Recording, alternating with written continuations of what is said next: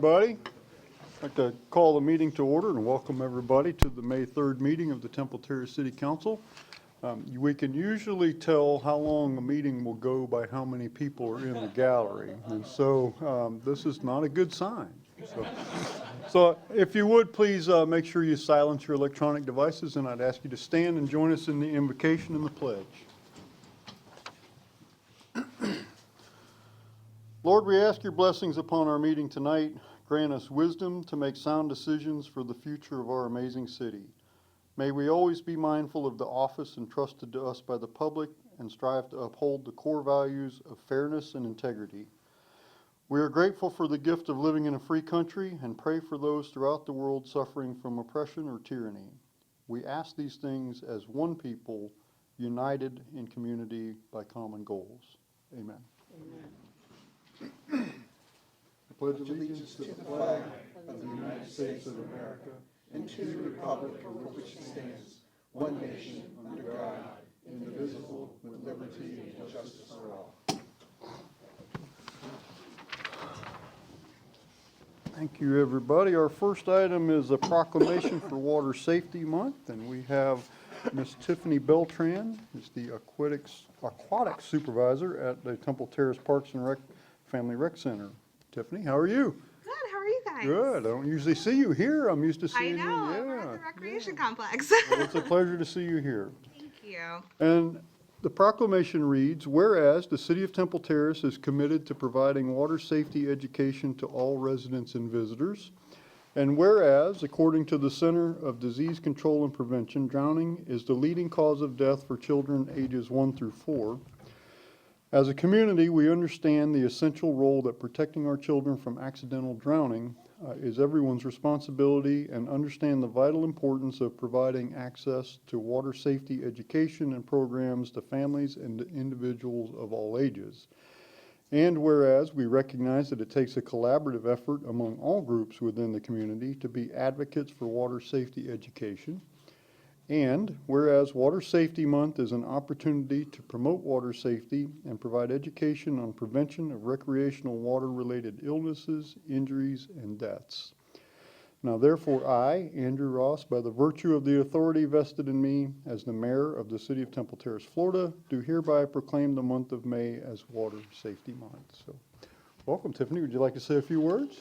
Absolutely. I just want to thank you guys for having me, and thank all of our partners that are involved in our swim lessons and our groups at the Family Recreation Complex. It takes a village to make such an impact on our community, and we have such a dedicated team of staff members who are either teaching swim lessons or they are enrolled in swim lessons themselves as adults, or they have kids that come to the program.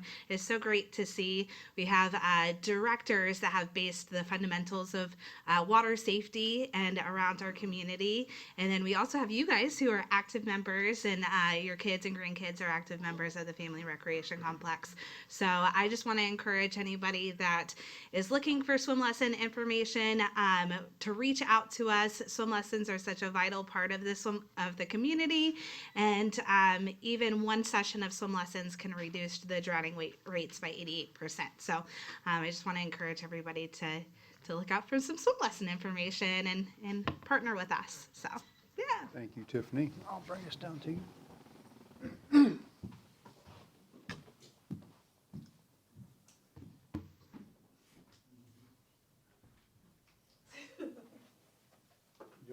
You have to get a picture whether you like it or not.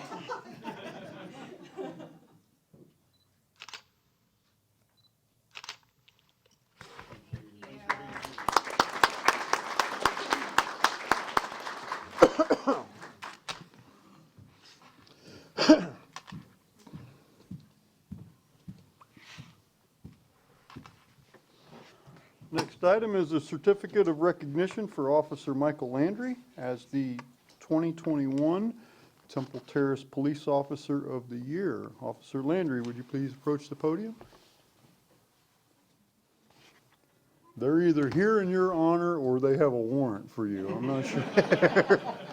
Hopefully it's the former. Thanks for being here, officer. We're very proud of your accomplishments. This is no easy task, and There's a lot of recognition throughout your career, but there's very few accolades that you can receive that are as high as your chief and your peers selecting you as the Officer of the Year, particularly when you work in an agency as outstanding as the Temple Terrace Police Department. So, certificate of recognition to Officer Michael Landry, the 2021 Thomas L. Lewis Police Officer of the Year. Officer Michael Landry is a police officer who is truly dedicated to the city of Temple Terrace and the citizens he serves. Michael has continually proven himself to be an extremely proactive and highly motivated officer whose performance routinely leads the squads he's been assigned to. In 2021, Officer Landry conducted hundreds of traffic stops, issued 190 citations and 321 written warnings. He made 119 arrests, with 22 being DUI related. Ladies and gentlemen, that number doesn't mean much if you don't have context, but I'm here to tell you 119 arrests are a lot of arrests for an officer.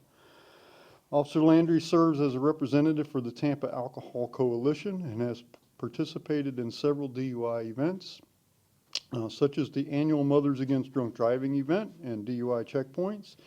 He currently serves on the traffic fatality team and recently became a field training officer. Officer Landry has a servant's heart, treats everyone he encounters with dignity and respect, and continually strives to be of assistance to everyone he encounters. For these reasons, and his uncompromising dedication to the city of Temple Terrace, its citizens, and his many co-workers, Officer Michael Landry has been awarded the 2021 Thomas L. Lewis Police Officer of the Year Award this day. Congratulations, officer.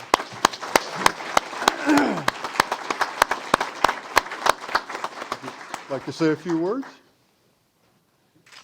It's okay. It's okay. It should be on. Gotcha. I'd like to thank all you guys. I'd like to thank the citizens, and I'd like to thank my family, my fiance, to always being there to help me out. Thank you, guys. Thank you, and thanks for all you do.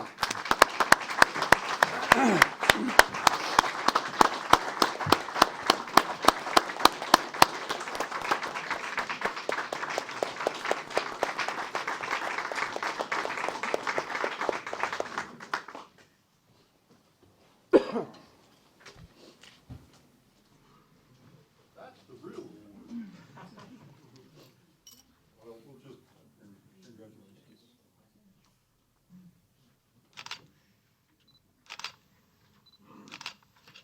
Lord, can we get one with his family? Absolutely. Have your family come up? Come on up, family.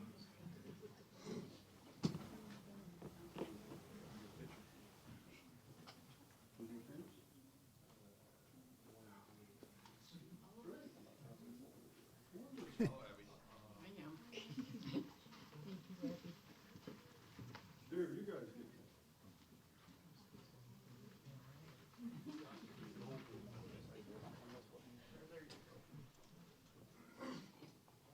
You squeeze in a little bit. I know y'all like each other.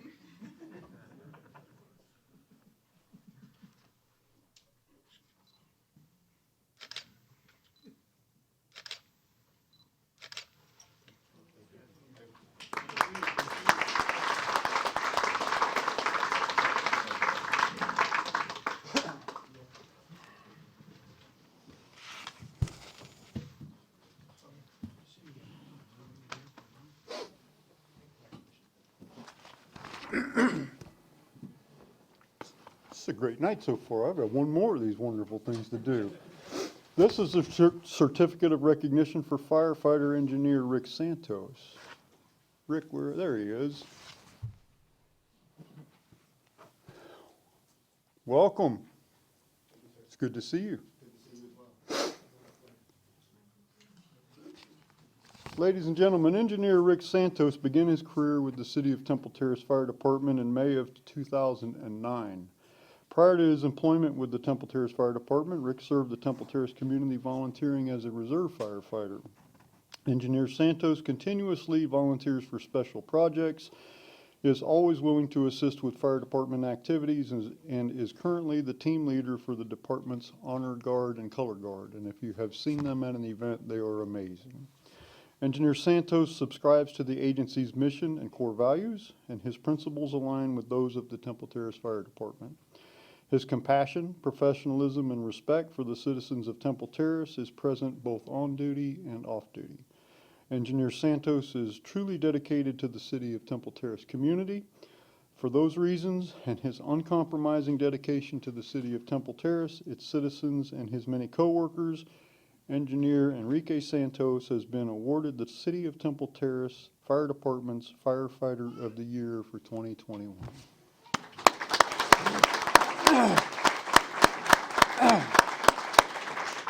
Rick, would you like to say a few words?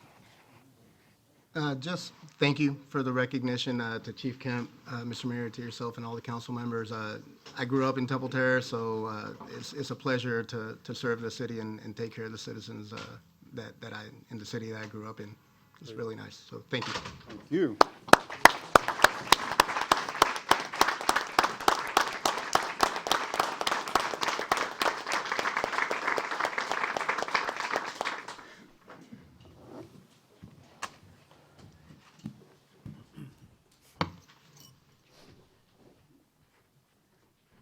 I see your comrades there got a call. Do you have your family here? Yes, I am. Good.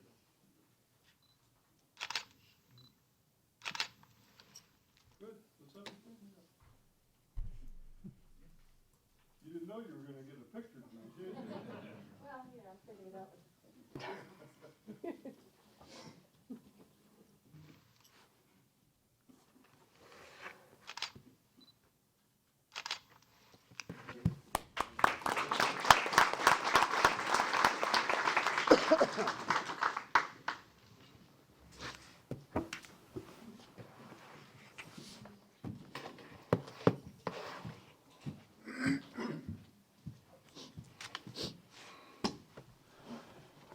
Next item on the agenda is the State of the School Address from Miss Wendy Rawld, who's the principal of Greco Middle School. Welcome, Wendy.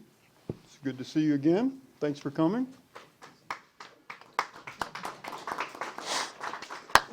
All right, hello everyone. Thank you guys for inviting me back. I just want to talk about where we are as a school, what we have looking forward to next year, and just kind of recap everything we've gone through this school year. So I remember standing before you guys back in July thinking, okay, I'm ready to take on a big challenge. And boy, I had no idea the challenge that I was about to take on, but I know that through hard work and determination and leveraging all of our partners, we've made a difference in Greco Middle School this year. So just to recap, COVID hit us very, very hard at the beginning of the year. We started our first day of school with 15 staff members out. And I've never started a school year with that many people out. We had over 900 students on campus, so that's the biggest Greco has been ever.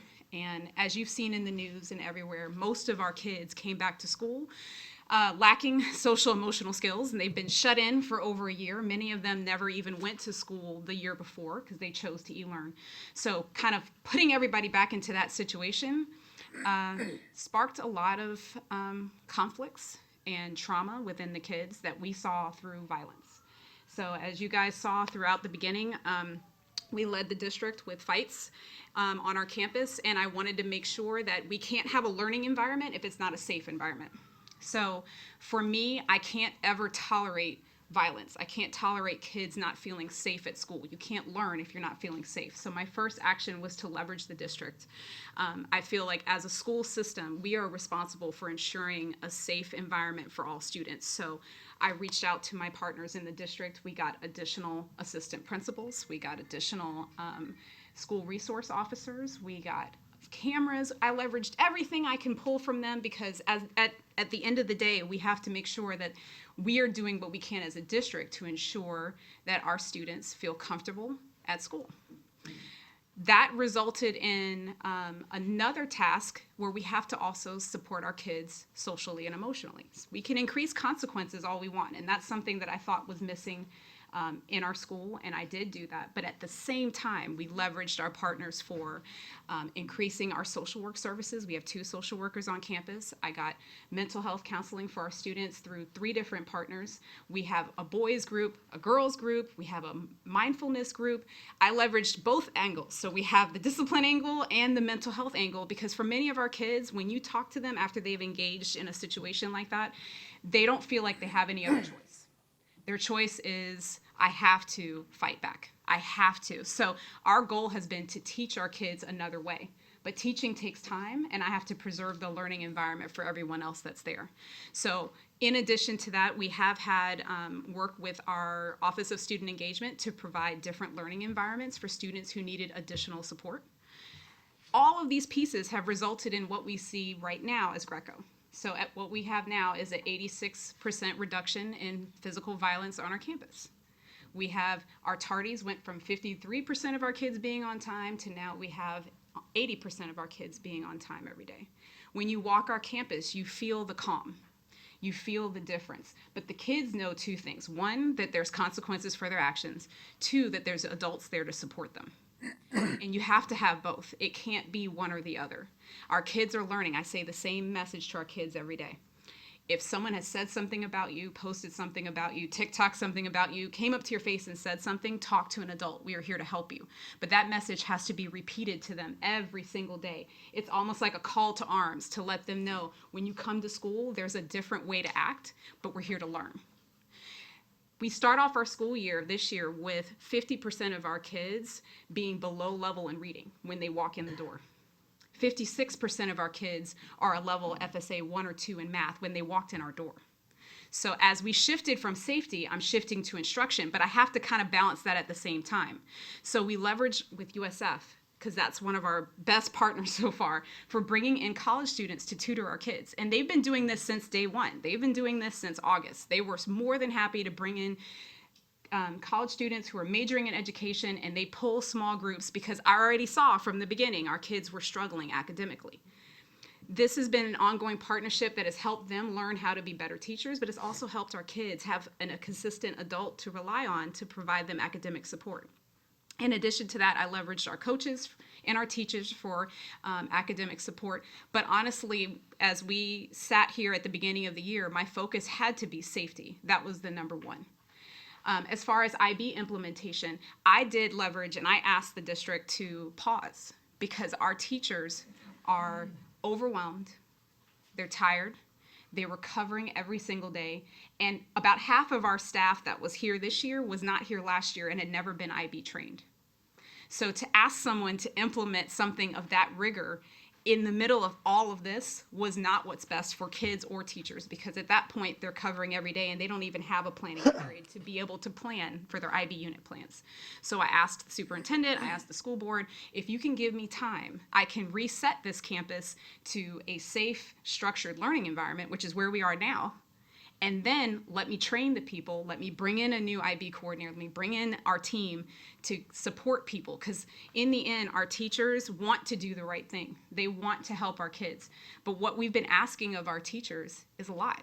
And this is not just a Greco thing. This is everywhere. If you've been seeing in education, the common thing is that our teachers are overworked, they're overstressed. We're asking them to deal with so much, and they don't necessarily have all of the training and skills to deal with the pressures that happen in day-to-day in a classroom. If you've walked into any of our schools, whether they are schools in other communities or Greco, there's a lot. There's ESC challenges, there are behavioral challenges, but then there's also just the day-to-day of planning to engage students where their phone is more important than anything else. And as adults, I know if we look around, many adults are also on their phones many times in meetings. The kids, they can't even balance that.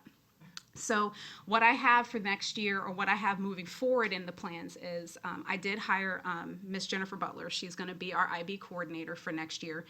And as an instructional coach and leader in the school, she's also built the trust of our teachers and staff. They know her. They know she knows the kids. She knows the school. She knows the challenges. She knows where we've been. She's an amazing trainer, and that could be the perfect catalyst to move us forward. I've leveraged our magnet program supervisor to re-implement all of the magnet training to put everybody at the same place. Because again, if we have people who aren't trained and people who are, you can't ensure an environment of fidelity with implementing that program.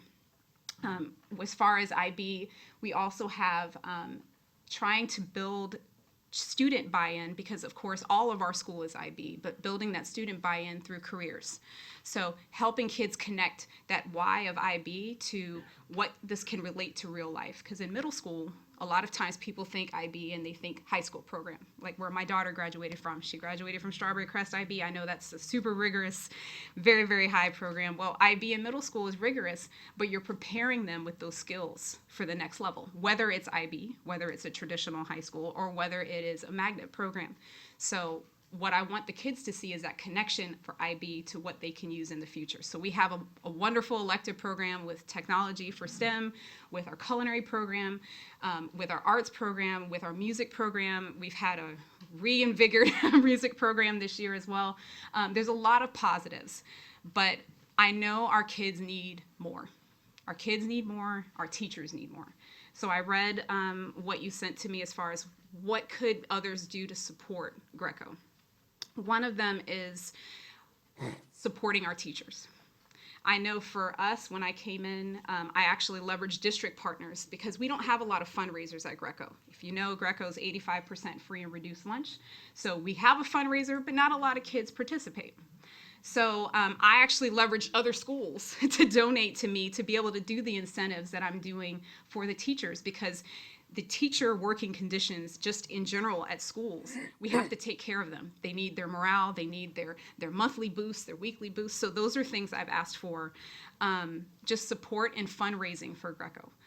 Number two would be remaining positive about what's happening at Greco. It's so easy to find the one thing that we're not doing and overlook the 90% of the things that we've improved on. But it is a journey. It's not something that can change in 1 year. It's not something that can change with one person. I'm trying to build a coalition and a team, and I have a team who's willing. That's step one. But I need support highlighting the positive. I've taken over our Twitter because our Twitter person got promoted to be an AP at another school. But I'm trying to show people what's going on there, because there is good within all of the challenges that we've had. The other thing is, for community-wise, I know the district has put a lot of money into revamping Greco and making it look better on the outside, but there's still a long ways to go. So any kind of community cleanups, any kind of things to help us revamp what it looks like. Students treat a school better when it looks better. So I've tried to work on changing the inside as much as I can. But any support in that area, I know a lot of people drive by Greco every day. I know we have the brand new electric sign coming up. I'm asking the district for everything that I can. But if there's any support in just making it a place where kids feel like if it looks nice, they'll treat it nice. That's something that I also feel is a way that we can be support. But if you can give me your patience and your time, and I've told so many parents with that, we do need time to change things. But the change is happening. The change is already there. We just have to make sure the change is happening at all levels. You feel it in the hallways, you feel it in the cafeteria, I need to feel it in the classroom. I need more. I need more from my teachers. I need more from them as far as engaging structured lessons that push students, push all students. And that's my next drive. I just couldn't get there right now, but I'm on my way and I'm pushing with my team for the best. Well, Wendy, thank you for being here. I think many of us know this progress. I know I do. We haven't talked in a while, but I do read your numbers. I know where your numbers are going.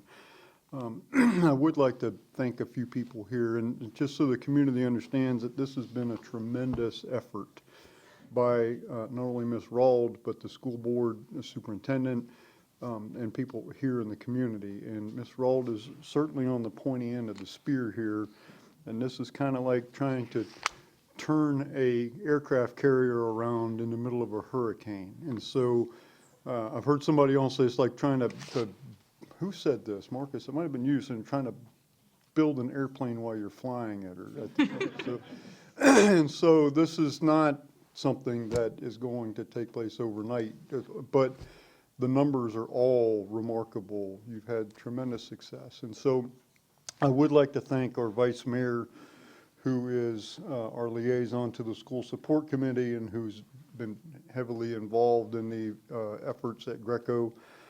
I'd also like to thank Mr. Mike Donahue, who is here tonight, who has come out of his life of leisure to help us out and to help Miss Rawled out with Greco and make some suggestions and offer his experience. I'd also like to thank Superintendent Davis for listening to me and listening, when we've had several talks, and a lot of it is focused on Greco, although that's not necessarily the case anymore. And Superintendent Davis assigned Mr. Marcus Murillo, who is with us tonight, who is a regional superintendent now for Greco. And for those of you who know Marcus, he's the best. I'm going to get phone calls about this tomorrow, but he's the best regional superintendent in the Hillsborough County School District. So this is the team to have.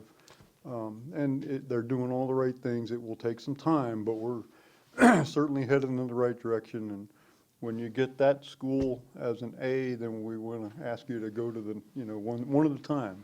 So we'll have all A's. So thank you so much for coming, taking the time. Mike, thank you. Marcus, thank you for all you do. And Gil, thank you. Thank you so much. Thank you. This is Teacher Appreciation Week. Yes, it So, is. If anybody can read or do arithmetic, send a note to a teacher and say thank you for getting yourself in that position. But also, it's amazing, like you said, somebody makes a comment on Facebook and 5 people trash the school and they're not there. They don't know the environment of the school. I am on that campus and I know that the environment is a friendly and welcoming place. And when middle school kids can be friendly and welcoming, because let's face it, Yeah. they're middle school kids, that means that they feel safe, because when they see an adult on campus, they're not expecting us to be there for a bad reason. They know that we're there to help. So I commend you, and I will be there next year. My grandson will graduate this year, but I'm not going away. Thank you so much. Thank you all. Thank you for your time. Thank you.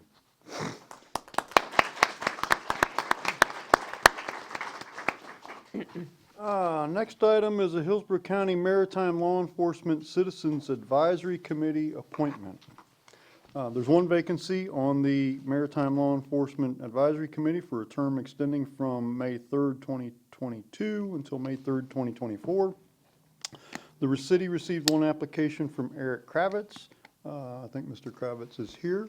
Would you like to say a few words, or you're the only applicant, so your odds are fairly decent here. Okay. We do have quite a bit of an agenda tonight, but Okay, I won't be there. Thank you very much for having me again. I did bike here just so. welcome. Yeah, so I've been a maritime lawyer for the last 10 years, and I've done all kinds of different cases: collisions, salvage search, ship sales, charter parties. So I know that everything is a little different here than it was in Germany, and I have a lot to learn. But I'm a hard worker, and I have a thick skin for feedback. So if you'll have me, I'd be very much honored. Thank you very much for your time. Thank you, Mr. Kravitz. Thank you very much. Is there a motion? So moved. Second. Well, you got to clarify a little sure. bit. Okay. I started to, so We moved to do something. Move to appoint Mr. Kravitz to the Hillsborough County Maritime Law Enforcement Citizens Advisory Committee. Second. Motion and a second. Is there discussion on the motion? If not, all those in favor signify with aye. Aye. Aye. Any opposed? No nays. Thank you for the motion. Thank you, Mr. Kravitz, for your service. Next item is an appointment to the Riverwatch Task Force. There are 2 alternate member vacancies on the Riverwatch Task Force for a term extending from May 3rd, 2022 until May 3rd, 2025. The city received 2 applications from Catherine Alfredo and Kobe O'Brien. Are Mr. O'Brien's here, or would you like to say a few words, sir? No. No? Your odds are pretty good, too. Okay. These are both for alternate members. Is there a motion? I move to approve both alternate members for the Riverwatch Task Force. Second. Motion and a second. Is there discussion on the motion?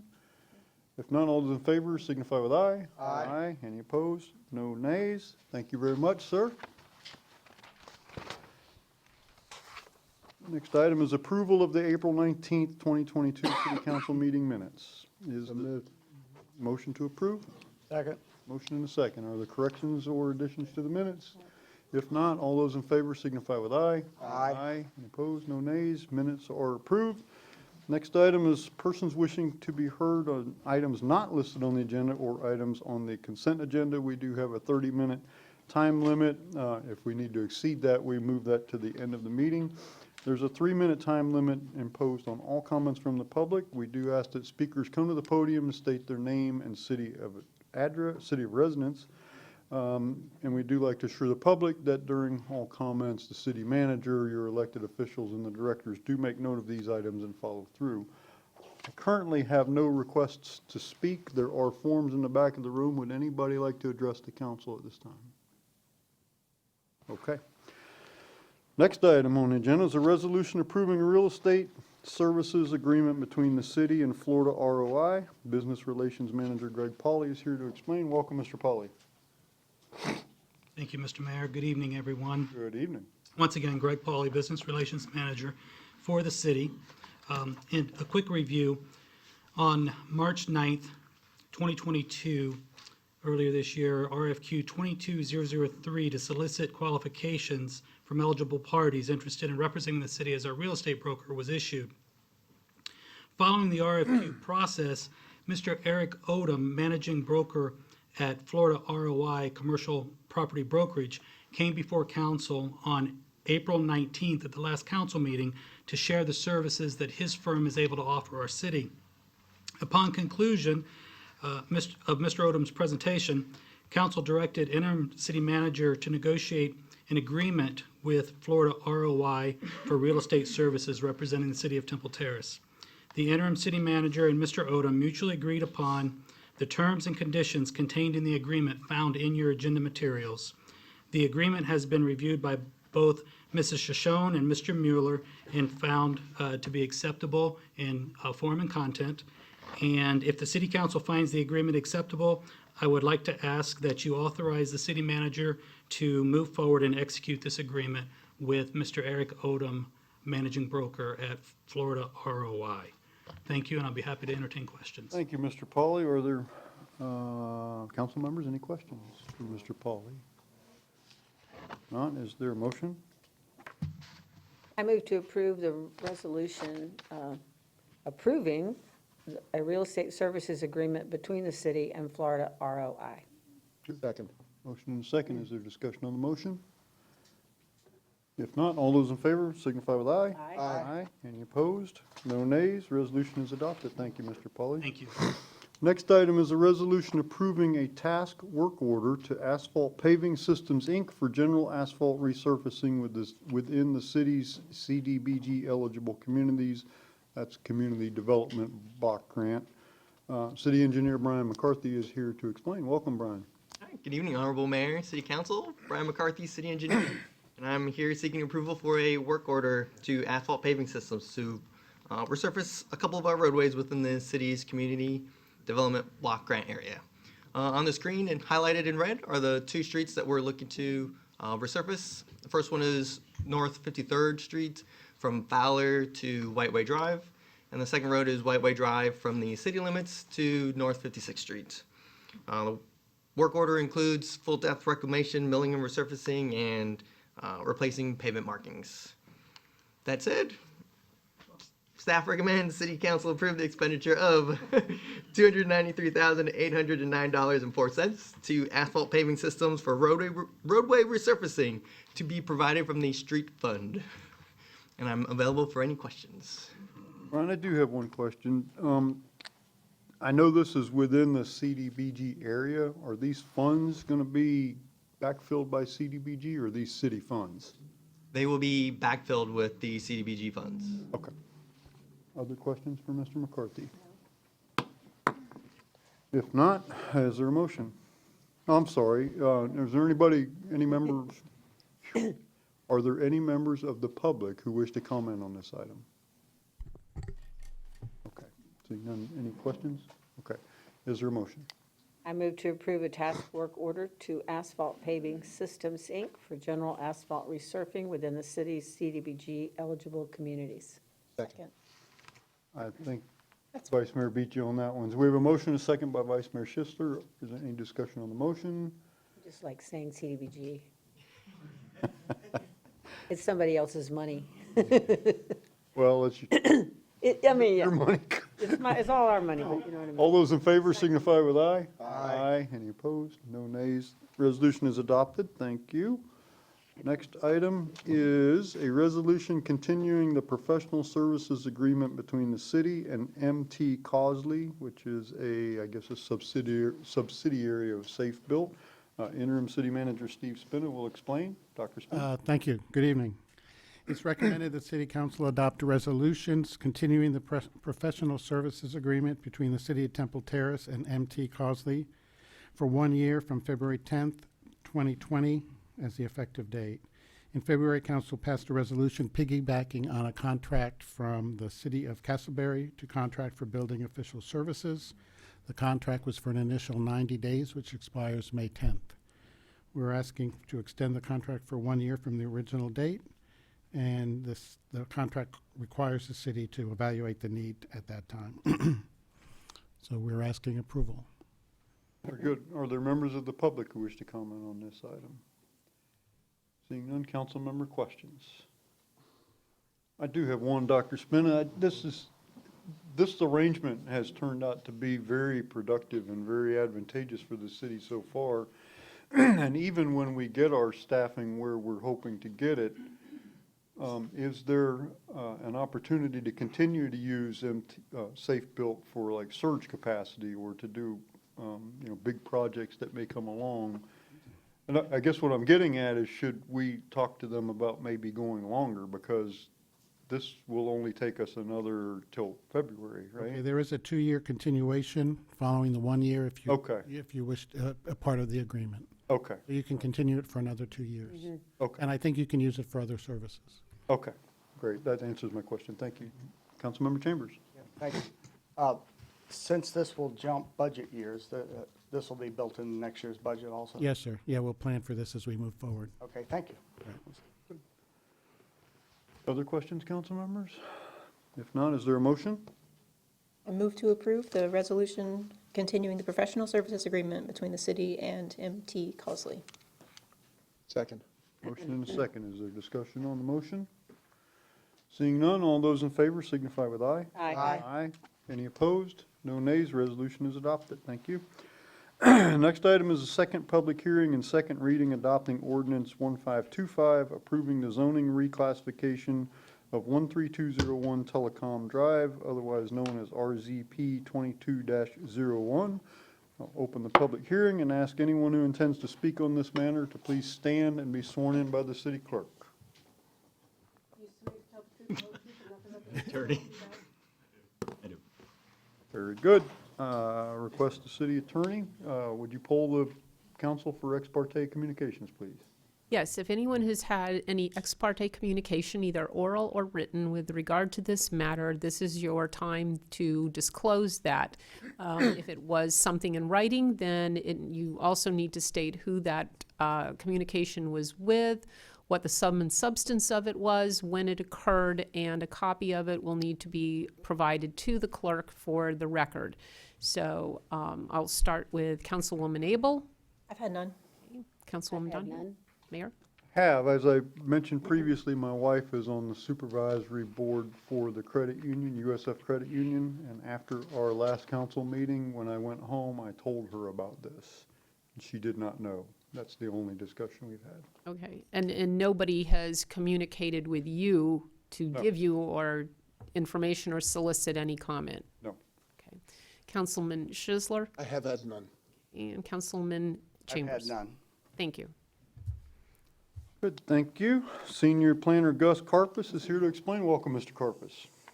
Good evening, Mr. Mayor and council members. So here we are with the second public hearing and adoption for ordinance 1525 for RZP 2201, which is a zoning reclassification for 5.8 acres of property located on North Telecom Drive, currently with an address of 13201, which will eventually need to be changed if this is approved, The owner currently is USF Federal Credit Union. The applicant is WB Development Partners LLC.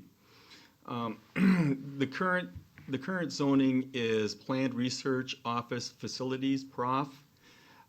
The proposed zoning will be planned development. Again, this is a site, that's the entire site, which has, again, been subdivided, as we will see here, through a certified survey. It's not a legal subdivision within the city. It has been filed with the county. The applicant will submit a plat. That's the only way they can be issued a address within the city. I did research that. The county will permit people to submit a subdivision by legal description, but without city approval, but they must have city approval to submit a plat. And that is how we regulate whether or not they get an address, which is how we regulate whether or not they get a building permit. So, as it sits right now, this is what's going to be the future plat. But what we're looking at then is the 5.8 acres on the east side there is what's being proposed to be rezoned to the planned development. The remaining 9.8 acres on the west side would remain prof zoning and is going to remain in the ownership at this point with USF. And then here's the conceptual site plan. Again, they're looking to put a inpatient rehabilitation hospital on the site, which would have approximately, 3 stories, approximately 6,200 square feet of area, and house 60 inpatient beds, a number of on-site staff running 24/7 operations. Again, this will come before us as a site plan at a later date. We're looking at the rezoning at this point in time. We saw these conceptual elevations last time around. So again, the DRC did look at this. It reviewed it, had no objections. Again, this is the rezoning. A lot of times the more in-depth is looked at with the site plan. So they looked at it, the planning commission looked at it, no one had an issue with it. The city council did look at it at its April 19th for the first reading and did vote to approve the first reading of ordinance 1525. Staff now recommends approval of the second reading, and I see a typo, which is horrible, of ordinance 1525 approving RZP 2201, rezoning the property currently from PROF, Planned Research Office Facilities, to planned development. That is the recommendation of staff. I am here to take any questions, and also the applicant is here. Very good. Does the applicant wish to make any comments? Good evening, sir.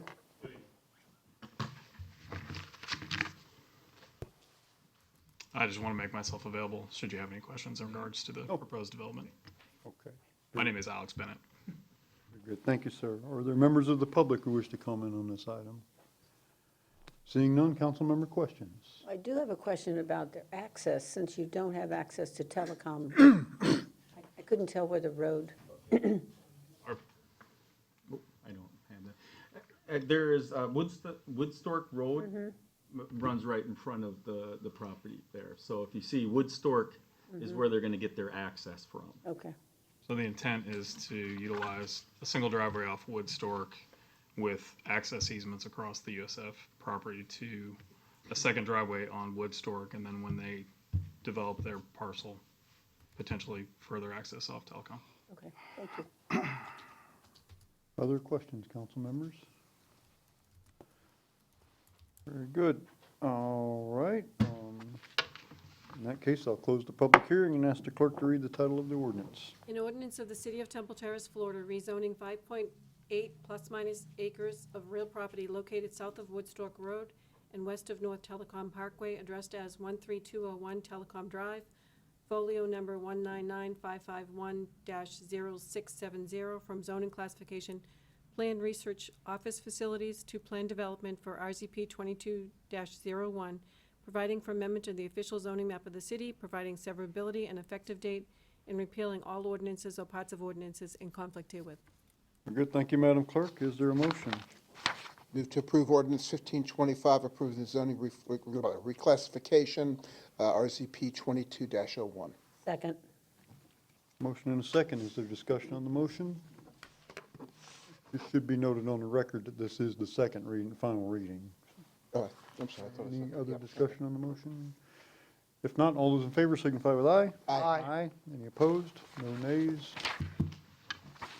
Rezoning is approved. Thank you, Gus. Next item is a resolution approving the general cooperative agreement between the City of Temple Terrace and the School Board of Hillsborough County. Leisure Services Director Carl Langfeld is here to explain. Welcome, Mr. Langfeld. Good evening, Mayor, members of City Council, Carl Langfeld, Leisure Services Director. I come to you this evening requesting approval for the city manager to execute a cooperative use agreement between the city and Hillsborough County School Board for a term of 1 year with 5 one-year extensions following it.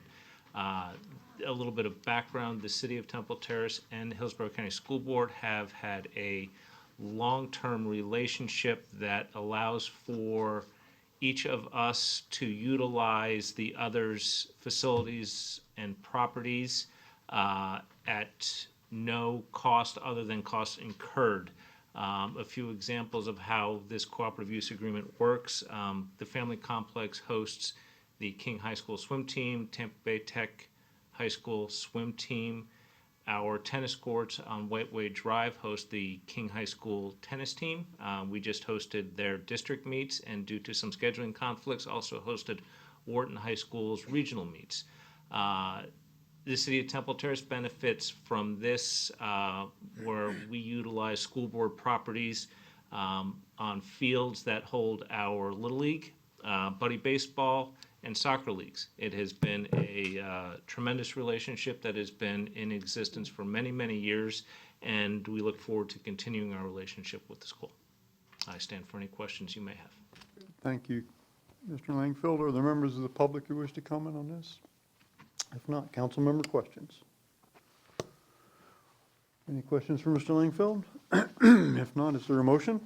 Move to approve the cooperative agreement with Hillsborough County Schools. Second. Motion and a second, or is there discussion on the motion? If not, all those in favor signify with aye. Aye. Any opposed? No nays. The resolution is adopted. Thank you, Mr. Langfeld. Next item is a resolution supporting an amendment to the city's standby and call-in pay policy, reinstating standby and call-in pay for public works employees. City Manager Steve Spina will explain. Dr. Spina? Yes, thank you. It's recommended City Council adopt a resolution supporting standby and call-in pay policy for the city's public works employees. Standby and call-in pay for public works employees was terminated in 2020. It has been determined that reinstating this policy is in the best interest of the city and its employees. The policy requires employees to be available for work while off-duty and in call-in situations, return to work within 1 hour as needed. Previously, employees were compensated for their time as standby to recognize the time the employee is available if needed and their ability to return to work if necessary. The standby rate is 2 hours of pay for each 24 hours spent on standby and 4 hours of pay for each holiday pay on standby. The benefit to the city is clear. In case of an incident or emergency, staffing is available to meet the needs of citizens. Call-in pay rewards an employee who is not on standby but required to report to work before or after work or on an assigned day off for a particular reason. Call-in employees are guaranteed 2 hours work under call-in but are paid for actual hours worked if it's over the 2-hour guarantee. They receive another hour of guaranteed pay if they are called in again during the same shift. I'd like to give you some financial impact information on the policy.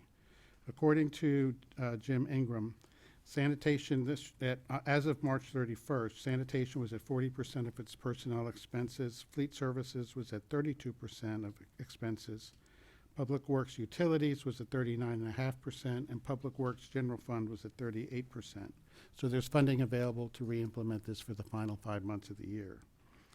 I figured actual costs for the rest of this year, the city will pay about a little over $1,200 to implement this in sanitation, about $11,200 in general fund, $18,030 in utilities for an amount not to exceed $40,000 for the rest of the year. So staff would like to recommend that you approve this resolution. Thank you, Dr. Spinner. Are there members of the public who wish to comment on this item? Seeing none, council member questions. I have a question. Yes.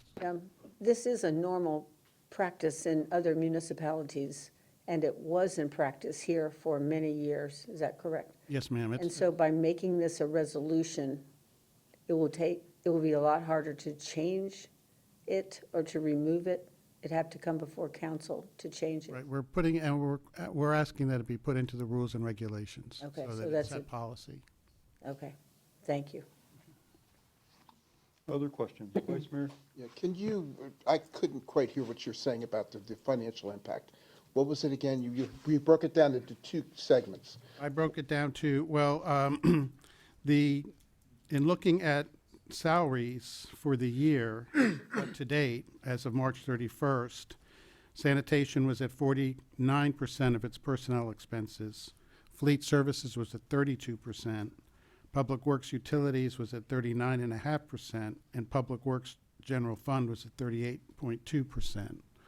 So that basically shows that the personnel expenses are under budget so far this year. So there is funding for it. Okay, So how much is the projected cost? The projected cost of sanitation, a little over $1,200. The general fund, it'll be about $11,200. And utility, Public Works will be $18,030. So a total of about $40,000. That'll be for the balance of this year. Right. And what any projections on what's going to be for the budget for next year? It'd be about double that for Double next that. year. Yeah, that figure's about half of the year. Okay.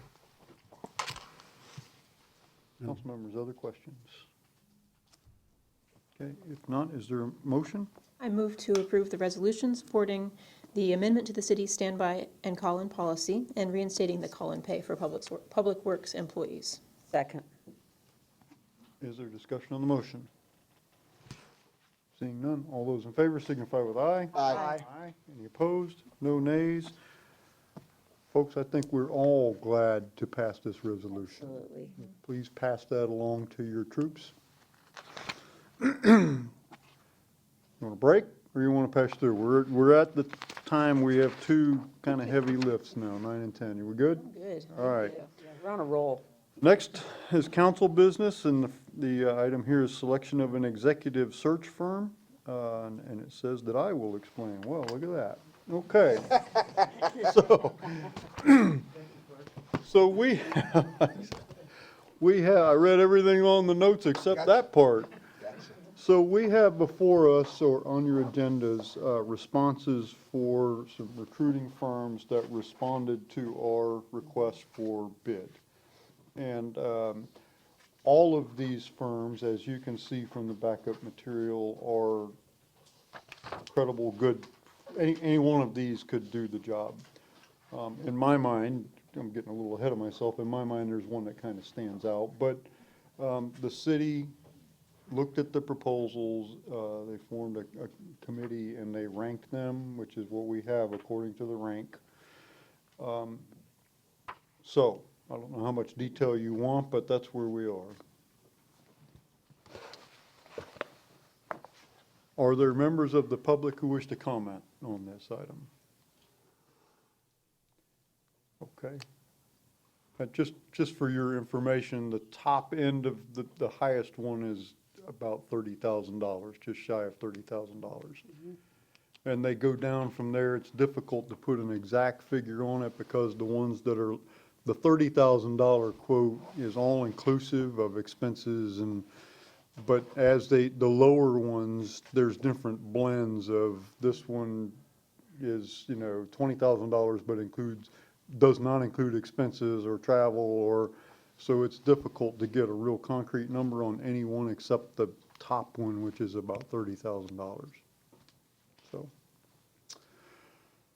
council members, questions? I probably don't know any more about this than you do, but I will try. Well, let's just say discussion. I'll go ahead and Vice start Mayor. off. Yep, sure. the value, the cost of it notwithstanding, I was very impressed with Colin, what is it, Colin Barron? Colin, Me too. It's the first one, CBA, I believe they're called. And Associates.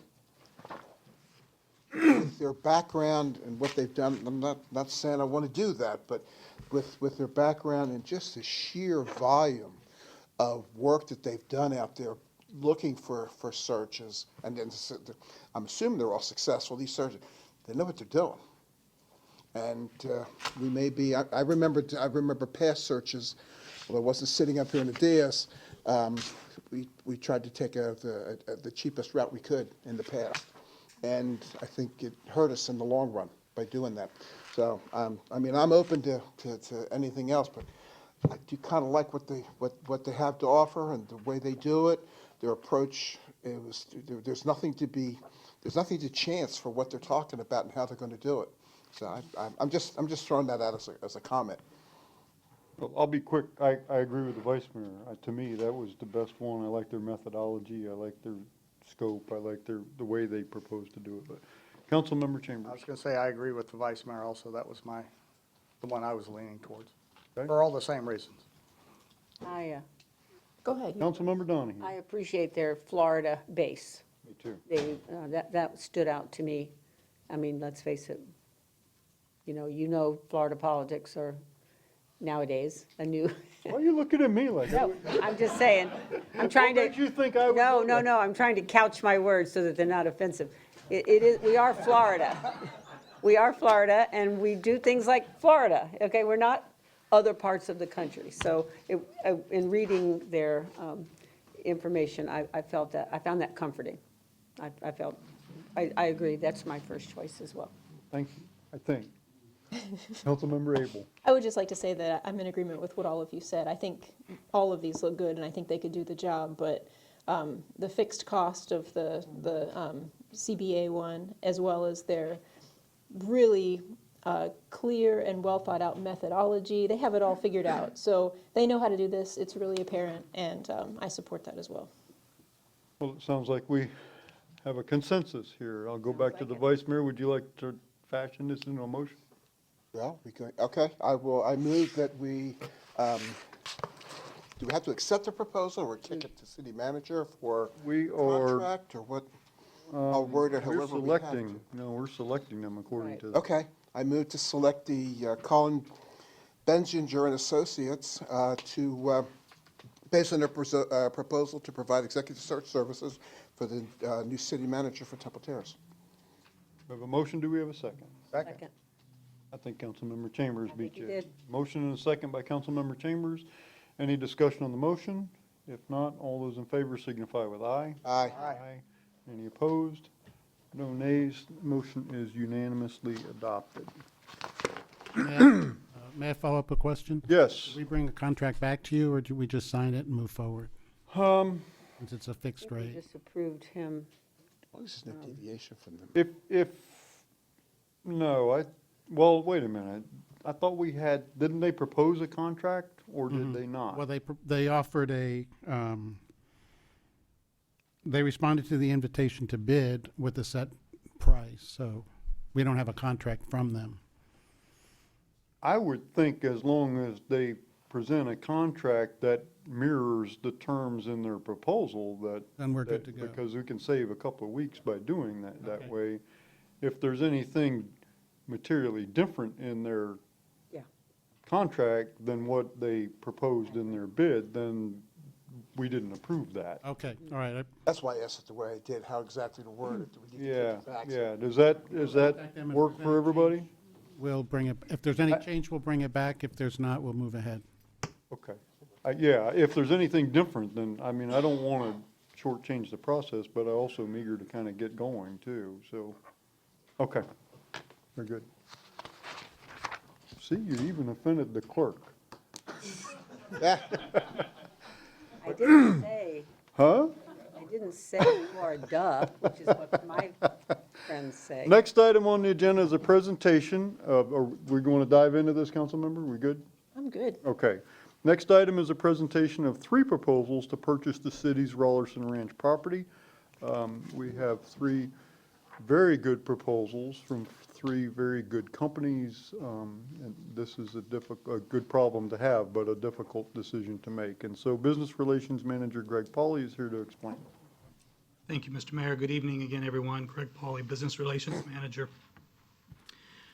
To introduce this item, pursuant to the public notice of land disposal initiated on February 4th of this year, the city accepted sealed bids for the sale of 20 acres more or less located at 10851 Rolliston Ranch Road. The public notice was advertised in the local newspaper, posted on the city's website, and shared with regional realtor and developer groups. Large format for sale signs were posted at the site and were viewable from both Fowler Avenue and Interstate 75. The city received 4 qualifying bids, which were unsealed here in this room on April 1st. In summary, those bids were, the first one was from a gentleman, Alec Benzar, offered $601,999,000 cash at closing. The second was from Foundry Commercial, who offered $5.5 million cash at closing, plus an additional $1 million cash and in-kind services for improvements elsewhere in the city. The third was from Cullinan Enterprises, offered a total of $6 million cash at closing. And the fourth was from Dr. Kiran Patel, who offered $5.4 million cash at closing. The offers and my summary report for these offers are included in tonight's agenda packet. The first respondent, Mr. Benzar, did not respond to my invitation to be here this evening, nor did he submit a presentation for you to view this evening.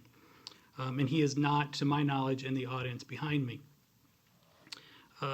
The other 3 respondents are here in person with their teams to present their proposals to you. They have each prepared a brief presentation, and they have multiple members of their teams present to field any questions that you may have. And before I introduce the first respondent, I would like to ask council, do you have any questions about the process for the notice of public land sale? Because I'll be happy to field those questions. And if not, with your blessing, I'd like to invite the first presenter to the podium. Okay, Mr. Pauley, so how long are these presentations? Did we discuss that with the? Yes, I've asked them to limit their presentations to 10 minutes. Okay. Council members, any questions about the procedures? Are we ready for the first presentations? Okay. Proceed. Okay. First up, I would like to invite the team from Foundry Commercial, Mr. David Kern and his team to come to the podium, and I will get their presentation queued up.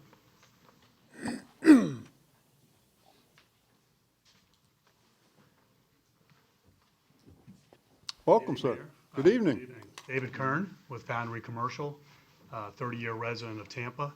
I'm here with my associate, Moses Salcido, who's our senior developer for Foundry in North Florida, to give the presentation this evening. Brian, could you bring up the slides, please? Just hit the right or the left forward. Okay. Thank you for the 10 minutes, by the way. I thought it was 5. Well, I don't think we'll need more than 5. So good evening, Mayor, council members. Again, my name is Moses Salcido. I'm a managing director and principal at Foundry Commercial. Foundry is really first and foremost a real estate services company. So the 400 associates we have throughout the Southeast are predominantly in the service side of our business. So brokerage, asset management, property management, project management, accounting. But we also have a development investment group, which has been really quite successful, not because of the talent so much at Foundry, but certainly the market has been pretty impressive. So we have offices in all the key cities here in Florida. So you're looking at Jacksonville, Orlando, Tampa, and South Florida. Focusing just on Florida, we've got nearly 13 million square feet of product that we've either acquired or developed in the state. A lot of it in South Florida, a lot of it in Orlando, but nearly 13 million, and the capitalization value of that's about $2 billion. So the project that we're talking about for Rolliston Ranch is a 225,000 foot light industrial building. So it would fall either in the categories of light industrial, business distribution or light manufacturing. So a 225,000-foot building, we highlight the economic impact, roughly a $50 million project. And can't really see the font down below, but you see the tax yields here, the annual revenues for the city of Temple Terrace. The 291 jobs that would be created, those are both direct within the project and jobs that are supported within the city.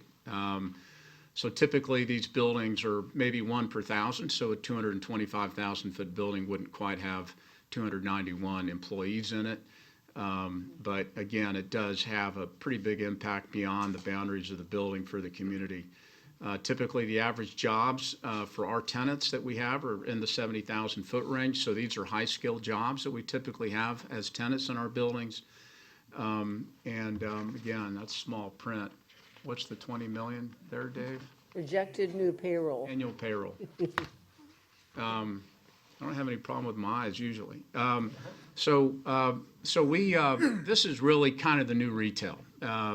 These buildings tend to be, again, more light assembly and logistics, but they do typically tend to have more of an office feel to them. You really wouldn't know as an industrial building unless you basically trespassed to get into the project. So we thought we would share more of a rendering, an architectural perspective versus a site plan, but the buildings on average are 800 feet long by 200 feet deep. As Mr. Pauly had mentioned, the offer that we put out in front of the city was to not only invest dollars in the project, but also contribute dollars to the city of Temple Terrace, whether it's for River Hill Drive Park or however the city might want to use it. I know there has been some studies done. We had Half Engineering, which is our civil firm, that would be the civil firm on our project, showcase some concepts, but we're not here to really dictate what the city might want to do with the park. I also believe that you may have retained a civil engineer already to do some analysis there. So to highlight the offer, $6.5 million, $5.5 million going into the development, and $1 million in like-kind donation to the city of Temple Terrace. And again, that's a pretty important concept for Foundry. We do our best to invest in the communities that we do business in. We've got a project in South Florida that was really a joint venture with a not-for-profit, the Carrie Meek Foundation, and their goal was job creation. So we ended up partnering with them on a 100-acre park. We ended up developing about 2.5 million feet there, creating a number of jobs, and also building a facility for them so they could do jobs training. In Orlando, we have a project called Princeton Oaks, 1 million feet, and Valencia Community College is one of the bigger tenants in that park, and they do vocational training as well. So here, again, hopefully the $1 million that we would set aside for the city would be a pretty big benefit for the community. And so we outlined the rest of the terms of the offer, but you guys have that in your packets. David, anything to add? I don't think so, no. I mean, we're obviously looking to rezone the property, obviously, and change the land use in order to accommodate our proposed development. So clearly would need your support in doing that. And we would zone it and land use consistent with the area around it. So the CMU 12 land use is the designation that surrounds the immediate area, and then the light industrial zoning would be compatible with that future land use change. So any questions? Thank you. Council members, I didn't decide this to begin with. Should we do questions after each one, or should we make notes and then do questions after all three? That's kind of what I'm thinking. Otherwise, we'll get. That's fine. Okay. So we'll make notes, and we will, at the conclusion of this, then might help guide our questions anyway, to hear from all of you, and then might help us to develop our questions. I just want to say, Councilmember Donahue, we're Florida-based as well. I picked up on that. Don't get her started. I'm a native. I can say things that some of y'all can't. Thank you, gentlemen. Okay, thank you. Mr. Pauly. Very good. Council, at this time, I would like to ask the second respondent, the team from Cullinan Enterprises, led by Mr. Michael Owens, to please approach the podium. And could we please queue up number 2 in the presentations? Thank you. Good evening, gentlemen. Hi, everybody. I'm Mike Owens, and this is Zach Rose. We've been in front of you all before with our Temple Terrace VA project. So we are not Florida-based, but we have a significant investment already in the city of Temple Terrace. Our proposal is simply to build market-rate apartments, giving a place for people to live within the community. And based on studies of drive times and the proximity to the interstate, we feel that that's a very good use for the property. Go ahead, Zach. And within that, as far as who we are new to Temple Terrace. We've been thrilled to be a part of your community. We look forward to doing more with you all. And within that, there's also a need to look at the economic benefit of the property and the project. And our offer is to pay $6 million plus what we call impact fees. So it probably equates very similarly to some of the other offers as well. And then on an annual basis, we project that there will be close to $300,000 of real estate taxes to the city of Temple Terrace from our proposal. We've also included some of our representative work, and with that, this project in the St. Louis market has close to 500 units, and an example of the quality of the project that we would build here, as well as next slide, Zach. This is just some additional pictures of that. And some others that members of our team that are new have been involved with in other locations as well. And then we've also done adaptive reuse, and just really look forward to being in front of you all to let you know that we're here. We'd love to do more in the city of Temple Terrace. We think we've been good citizens so far. And then within that, I'll turn it over to Zach. He's got a brief update on the progress of the project that we are doing within the city, the VA clinic. Nice to be in front of you, council members. My name is Zach Rose. I'm the senior project manager on the Tampa VA project. I'm a Florida native now. What have I done? But I'm based on site with you guys. I know we recently had the groundbreaking ceremony, and several of you attended. I appreciate that. It was a wonderful event. I know it was a little bit past that time frame of the true groundbreaking ceremony, but what you guys will see on the screen in front of you is some of our updated renderings for the project. The upper left-hand corner is an overview of the site coming off of Temple Terrace Highway. And then the one directly below it is a zoomed-in version on the main entrance that the veterans and the employees will walk into. What you're seeing on the two right-hand side are the lobby entrance that you'll be invited into with the patients and the veterans that will come in when they walk into the facility with a beautiful monument staircase and the check-in area. Right now, I'll walk through some of the pictures. I ran into Mayor Ross when I was walking in. These pictures are a little outdated now. We hit a major milestone for the project yesterday at about 3 a.m. in the morning. We have fully poured out the clinic portion of the facility. So what you're looking at is if you're looking at the large rectangle, that is where the clinic portion is. The two wings that you see splitting off in the upper left-hand corner are domiciliary wings for veterans to come in and have inpatient care when they are there. The clinic has been fully poured out, and we had 7 truckloads of steel delivered at 5 o'clock in the morning on Monday. So it was a phenomenal day, and the crane arrived today. So it's been a great couple days for our team out there. Here's some additional photos. What you guys are seeing in this is the underground work. Right now, this is fully covered up with concrete, and we continue to push forward on that. Here's kind of a taste of our pours in the morning. We'll have about 8 concrete pours, and they're all will be starting at 3 a.m. in the morning. It's the best way that we can get trucks out there as quickly as possible to get our pours done in an efficient manner, so we don't have any issues for you guys commuting in the morning. But as you can see, we bring out a boom truck every time to pump the concrete in. Here's another additional shot getting closer to where we are today, where you see the gray is was the first pour, the yellow was the second pour, and then moving slightly to the east as well was the final pour that we did this morning. I think that is it. And I think we beat the heck out of 10 minutes. I look forward to any questions that you might have. Thank you, gentlemen, thank you. All right, Greg? Thank you, Mr. Mayor. Council, at this time, I would like to invite the team representing Dr. Kiran Patel, led by Mr. Ash Bagdi, to come to the podium.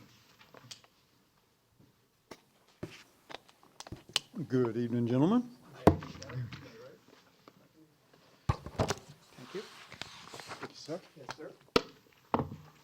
Thanks, sir. You're welcome.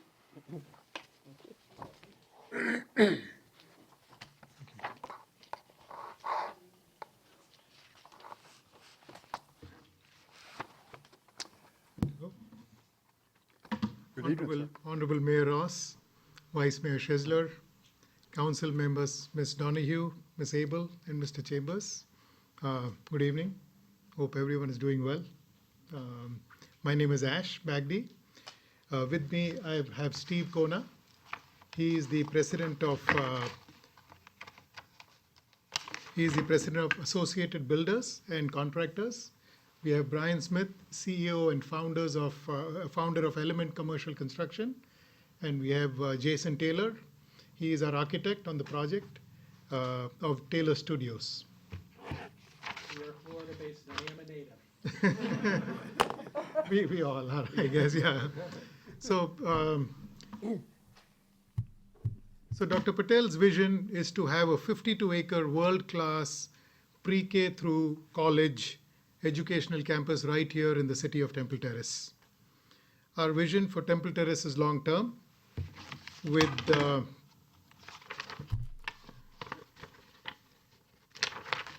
the addition of a $44 million trade and technology college, $30 to $40 million phase 2, which includes an office building and 2 out parcels. Our commitment to invest $20 million in the city of Temple Terrace to help build a police station. We believe our value add to the community and the city is priceless. So the $20 million, we have talked about it, but it's not part of the official proposal, but that's our commitment to the city to invest $20 million to build a new police station. The 125,000 square feet college will create 100 plus full-time jobs, and we will have about 1,000 plus students yearly who will go through our programs. Most importantly, our trade college will be built irrespective of access to Fowler. So for us, we can build it without access to Fowler. Phase 2 will include 2 out parcels and a 40,000 square feet office building at an estimated investment of $30 to $40 million. We expect phase 2 to create 200 full-time jobs. We submitted our offer of $5.4 million on March 25th with a 60-day due diligence period and 30-day close after successful due diligence. We would like to include a $500,000 deposit to our offer. Our proposal will bring ad valorem taxes of $288,000 in phase 1 and $230,000 in phase 2 to the city of Temple Terrace yearly. So the Dr. Kiran C. Patel College of Trade and Technology is a for-profit trade and technology college. We intend to train Temple Terrace and Hillsborough County residents, both recent grads and older individuals, and offer ESL as a second language, day and evening classes with job placement services as well. Initial staffing will be 41 at our college. Some of the suggested programs are automotive service technician, a solar technician, HVAC, marine mechanic, some in the medical area like a medical simulation lab, robotics, nursing, and then some in technology like coding, app development, video production, drone technologies. We've talked to Tesla about a Tesla shop at our school as well, at our college. And our research tells us there's about 61,000 jobs within 50 miles of Tampa presently. And, the medium salaries, this is a slightly outdated, but I'm sure the salaries have gone up since we put this data together. I'll let Steve take it from here. Thank you. Thank you, Ash, and thank you, Council, for letting us be here today. ABC is the largest construction trade association in the state of Florida. We also are one of the largest providers of apprenticeship training in the state. So we are excited to partner, and we are excited to support this college that will train the next generation of skilled professionals. So just to talk about the demand really quickly, so you guys understand what we're dealing with in the state of Florida, through 2026, you're looking at 550,000 plus workers that we're going to need in order to build out our great state. You'll see that in the nation right now, they're estimating between $1.6 and $1.8 trillion worth of spending. The green line is the spending, and the red line is the actual people to actually do the work. And you can see that that number is, we are probably short 650,000 right now compared to what we have to spend. So the need for skilled labor and to train the next generation of skilled professionals is important. We know that we have that $650,000 hole. We know that every $1 billion invested in construction creates 390,000 jobs. Currently in the greater Tampa Bay area, there's 38,000 jobs right now, according to CareerSource. Those jobs are averaging $19.25 an hour, and all they require is some sort of technical certification to be able to do those jobs. And here's the big thing that we wanted to highlight is the pipeline problem. You can see the construction workforce, 23% of our workforce is 35 to 44 years old. 45 to 54 is the next largest. And then you can see as we go 55 to 64, 17.6. The bottom of the pipeline is way bigger than the top. And you can see the focus of a technical college like is being presented today would really help. The 19 to 24-year-old gap is what we need to help fill that need. So ABC is proud to partner. We bring over 200 companies in Hillsborough County, a lot of them in the Temple Terrace area that do apprenticeship training. And we are excited to be able to not only use this facility in the day, but also use it at night for all the apprenticeship training programs that we have to offer as well. Thank you.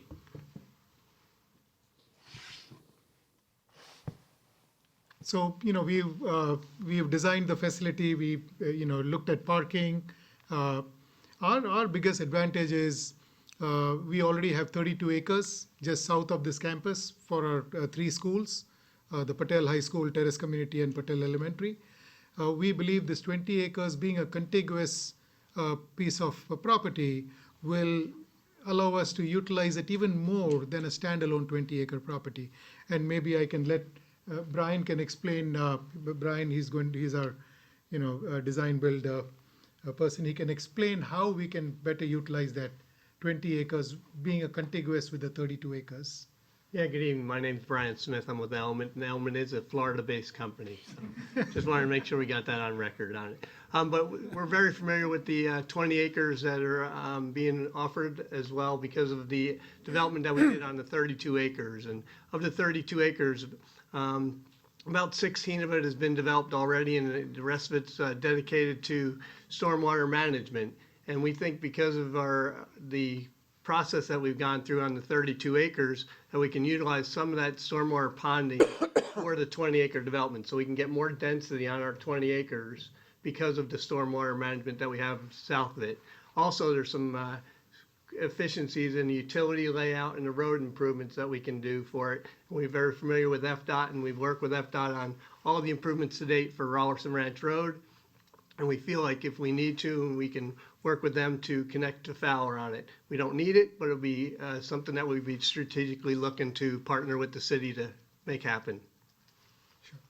And we have laid out the 20 acres. We have the trade school there, and the 2 out parcels we could have. We'd like to collaborate with the city to, decide what we can build there, either a boutique hotel, a restaurant. We have an open mind, but we intend developing those 2 out parcels in phase 2. And we've got some of the renderings that JB has drawn and worked on the trade school. This is our college rendering. This is another angle of the same rendering in the evening. And this is another rendering of the college. And so I'd just like to close by emphasizing two or three highlights in my opinion. I think this will be immense benefit to the city and the community. We do commit $20 million to build a new police station. And I thank you. We are available for any questions. Thank you. Thank you. Thank you, folks.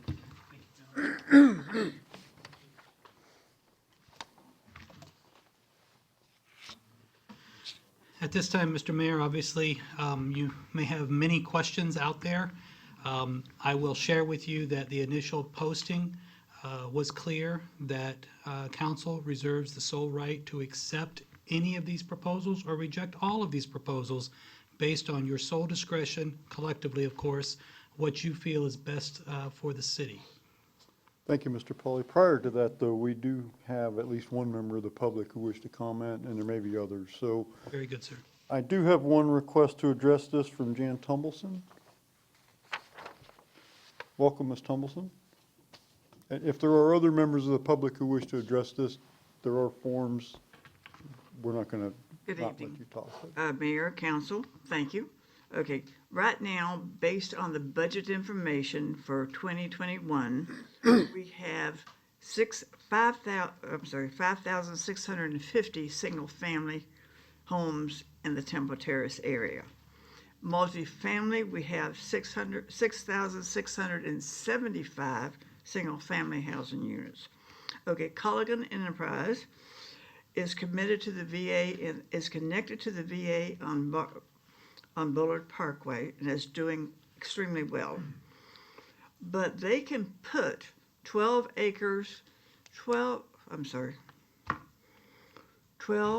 units per acre of apartments out there. And they do not promise that it will not go to Section 8. So please vote no. Okay, the Foundry Corporation. Manufacturing. The donation to the city regarding the upgrades for the parks is great. But we can do that by applying for grants and other things, or maybe even put them in our budget. This would be a limited time for they will have to be replaced. Dr. Patel, the Profit College for Trade and Technology presentation is excellent. Not giving you square footage. Okay, you have it because you have it in your presentations. But additional trade schools at office building and out parcels, taxes and the police station are great. The office building will have 3 out parcels. All proposals will require a change of the land use and zoning. The proposal of the land use will probably be CMU 12, which can have 12 units per acre of apartments, 75% of light industrial, and 75% of other. I would like to see the approval for Dr. Patel's presentation and purchase. Thank you. Thank you, Ms. Tumbleson. Are there other members of the public who wish to address this item? Seeing none, okay. Council members.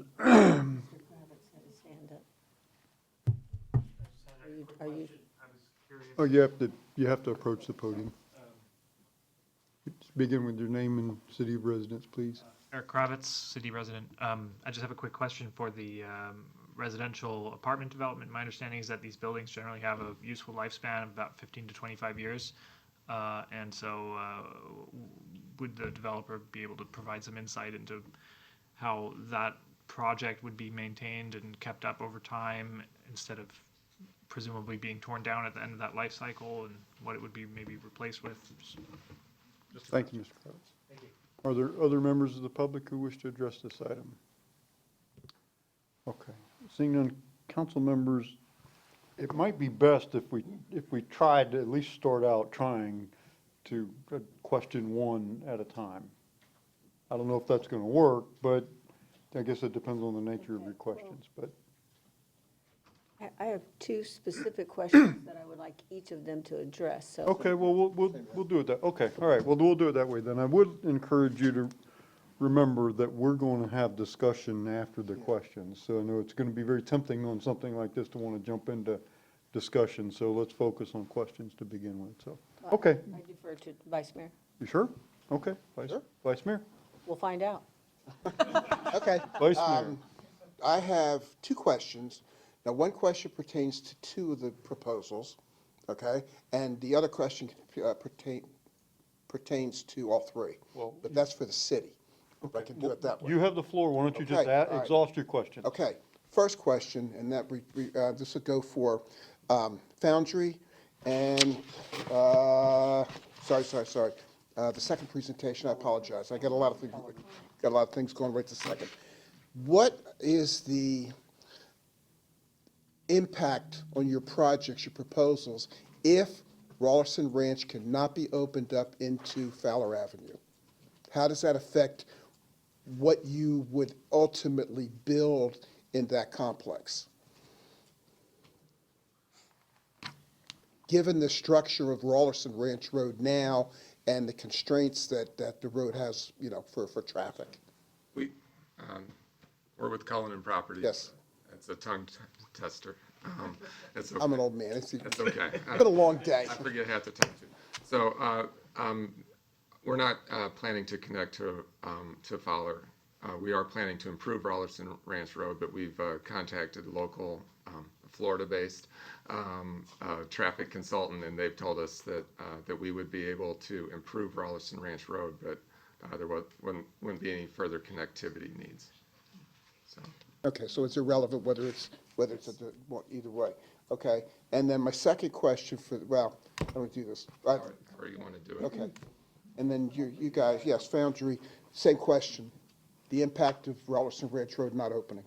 Yeah, we're not conditioning our offer on extending that road to Fowler at all. In fact, we believe that putting our facility in the location that it will be very attractive for higher-end light manufacturing and warehousing users because of the security that it will provide while being very accessible to 301 and to the interstate system. So it's going to have great accessibility. But that kind of secluded nature of the facility, we believe, will lend itself more to higher-end employers. Mm-hmm. So we're fine with that and not looking for anything else from the city beyond the standard requirements for building and other than the rezoning. Okay. Then the second question that I have is for Greg, Mr. Pauly, and it covers all three, is everybody's estimated what the city revenues would be as a result of this from ad valorem. What about the costs? Each one is a little bit different. Each one's going to require different city services as far as police and fire.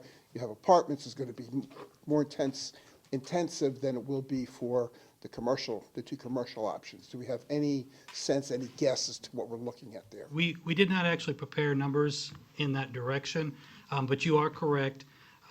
With regards to the services being offered. It is part of our traditional service area, so it is totally covered. But obviously, any project, whatever council ultimately would like to see built there, will have to go through DRC. And at that point, each individual service that the city offers would be compared against the project that's being proposed. And at that point, we'd be more prepared to respond to that. But as it stands right now, we do not have the cost plugged into anything. Okay, thank you. I'm good for that. Those are my questions. I'll shut up. Who's next? Councilmember Donahue. Okay, well, I'm going in that same direction somewhat. I wanted to know how the Fowler Avenue would affect all of you, but no, he did not ask that of you. So, Dr. Patel, if you would. Mr. Patel. You already answered it. The answer for phase one. You did answer that, but you will help work toward getting that because you want that connection. We do not need it to build what we are building, but if we get it, that's great. Okay. We are not depending on that. Okay, so I hear from the others, but my real question is about transit in general.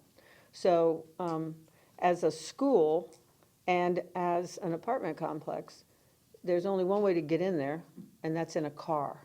There's no public transportation, and there's no, unless you tell me differently, Mr. Hartman over here, there's no plan for a bus service to go there. So, I mean, school's different, I don't know how your children get there now, I'm guessing by their own personal cars. Do a lot of carpooling at the Right, so you have cars and carpooling, but you don't have any public transportation to get people to your school now, and there's no way for that to occur down the road. Same thing for housing, and so it's a car-based, both of them are car-based, correct? Okay. Now, I'm guessing that Foundry, obviously, everybody's going to come in there in a car or a truck, right? That's the nature of it. Kind of So, ask yeah, one at a time. okay, so well, they no, they're kind of answering me. I'm looking at the answer, so maybe it's not, But they're the not getting audience on the isn't record, hearing it. though. I'm sorry, you're correct. Okay, so we'll start with the school. Hi, J.B. Taylor, the architect of the project. We don't have the rendering available, but one of the things that we have incorporated is a area for buses to come in, both to service the school. Some of these trade schools do feed off of the high schools in the area, so we would potentially have school buses drive. The loop out front is sized and does have the ability to take a transit bus or two to act as a bus stop as well. We did the same thing when I worked on Manatee Technical Institute down in Manatee County. There are areas within the property for the transit bus to come in. Some of the students are vehicularly challenged in order to be able to get back and forth to classes. That would be an option that would be available within the design that we've already done. So we have taken into account, it wasn't really part of the presentation because it wasn't really a point. So that's what we've done, and we're ready for it with our design. Okay, so at this point, there's no bus traffic. There's no public transportation. That would have to be we would have to work with Hart to work that out because adding stops, routes, and everything else is completely out of our hands. I even think that T-Barta may even have a couple things to say about that too.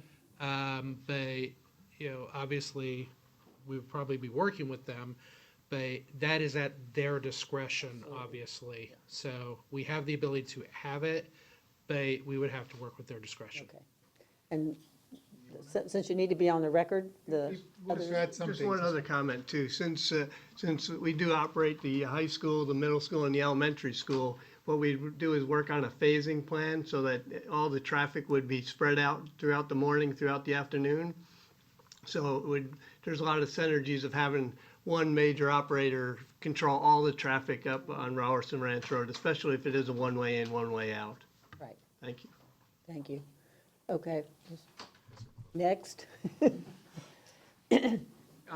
So Moses Salcedo with Foundry Commercial. So I think of the three alternatives, the industrial would have the least impact, whether it be traffic or demand on utilities. These buildings are typically 15% office, so that's roughly 36,000, 37,000 feet that would be air-conditioned office space like this with restrooms. And the warehouse area is usually a half person per 1,000, so that's where you get roughly the 225 max that would be, whether it's an assembly, light assembly, or more of a logistics type of use. So of the three, the impact on traffic would certainly be diminished with the commercial alternative.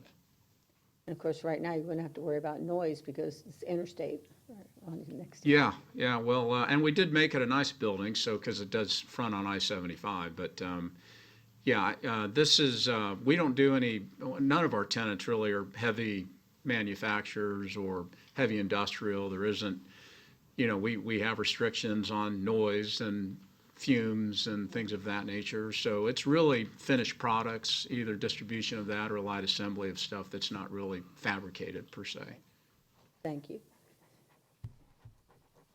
And all those people want to come and live in your apartment, so. There we go. And they'll, given the traffic patterns currently in this country, they'll be driving cars. And that's to be expected, and I'm sure that's the case with the other units that you have. And all of us today will probably go out to the parking lot and get in our car and move on. And then I would like this, to address a couple of the other things, is useful life of apartments. I've all of a sudden been with my company almost 30 years, and some of the first apartments that we build are still standing, and typically the lifespan of an apartment building is around 50 years. And the other comment, I think the city's in a unique position as a seller to place deed restriction, and corporate counsel can tell me if I'm wrong about this, but we've committed that it will be market rate apartments, and I believe that as a seller, the city can place that deed restriction and ensure that that occurs rather than as a municipality. So just wanted to address the Thank you. comments that came up. Thank you. And my next question would be probably more specific to Patel School. You say, did you say the name of the schools were ABC schools? Is that a? Yeah, Associated Builders and Contractors, we run an apprenticeship training program that is funded and based by contractors. Okay, and are they called ABC schools, or do they have different names depending on where they are? It's Associated Builders and Contractors apprenticeship training program. So Okay. ABC is the largest provider of apprenticeship training. We have offices obviously in the Gulf Coast, which is Tampa, we're based, and then obviously in Miami. Okay, and these are tuition? These are tuition because this is. Actually, apprenticeship training is free to the student. So apprenticeship training, there is no tuition that we can collect from there. The companies pay for their tuition. Okay, would that be the entire model of the school? No. No, certainly not. So. It's in partnership with them as well, but, the model is to,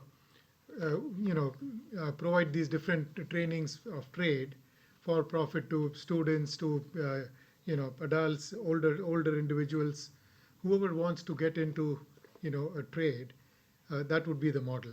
Okay, so I have one more question for you. When you were talking about your whole piece of property, and so you were saying when you would then have the entire piece of it, so how much of that whole package would be school, not non-tax paying? So the non-tax paying is the 32 acres, which we already we have, but perhaps we could use some of it for the trade school. So the non-tax is already built. The tax portion will be the 20 acres we are talking about, and would we get some on the school side as well? I think the idea is that we can put more density on the 20 acres because we don't have to take up any of the 20 acres with stormwater management. So that will afford you a little bit more taxation for whatever value we build on the 20 acres because of the density we can get on it. 15%, right? Yeah, that. Just to provide a little clarity to everybody, the existing 3 schools that property is not annexed into the city currently. So it's just to provide a little clarity for everybody. I'm sorry, go ahead. I believe there is the intent that once the development is all done, to annex that the school parcel into the city, yes. Absolutely. Sure, you still have the floor. I didn't mean to interrupt. Okay, and I don't know if I can ask a question at this point about the 20 million for the police station, or is that part of the question? You certainly can ask whatever you, sure. So how does that work? Is that a loan to us? Is that a bond to us? Is that interest-free? How does that work? Those terms we will need to discuss, but we are committing 20 million to build a new police station for the city of Temple Terrace. And the terms will need to be, of course, discussed. Our intent is to build something nice and not charge, exorbitant rates. It's something that we would need to discuss. The lease term, 30 years, those are, but our commitment is there to build that, to invest 20 million to build a police station. Okay, all right. I'm not sure that answered my question, but. Right, because those are, really, that's something we will need to sit with the council or with Mayor Ross and, come up with, what makes sense for both parties. But we are committing to, get the land, build it, and help, help them move out of this building.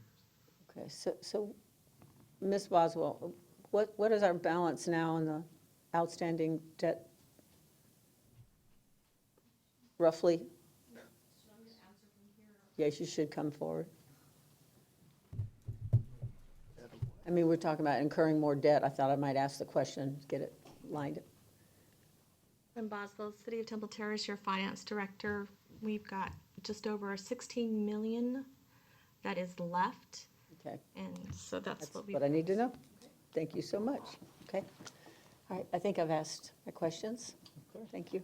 Other council members, Councilmember Chambers. If I may add, Council, the ad valorem taxes, which are, I think, north of, if I remember correctly, about 550, 600,000 a year, that will, can be used to pay, pay down or pay the lease for the police station if we decide to, partner on that. Councilmember Chambers. Thank you, Mayor. A question for somebody. It's about the ad valorem taxes. So in the presentation for Foundry, it was 333,000 roughly would be Temple Terrace's portion of ad valorem. That's someone shaking their head yes for the record. Okay. For Cullinan, 294,000 roughly was Temple Terrace's portion. Again, for the record, that's a yes. And for the Patel project, you've got it in two phases, 288 for phase one, and that's the school portion. Yes.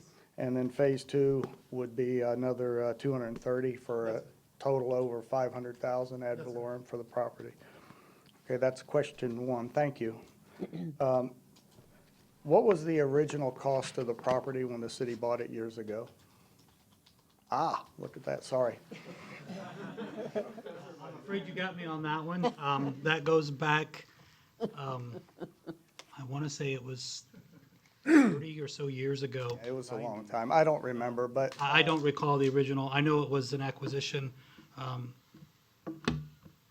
that was a much larger piece. I'm sorry, I should have brought that up in advance, so you had that. I apologize. sorry, I don't But have just for the record, it is a Florida-based property. It is a Florida-based Okay. property.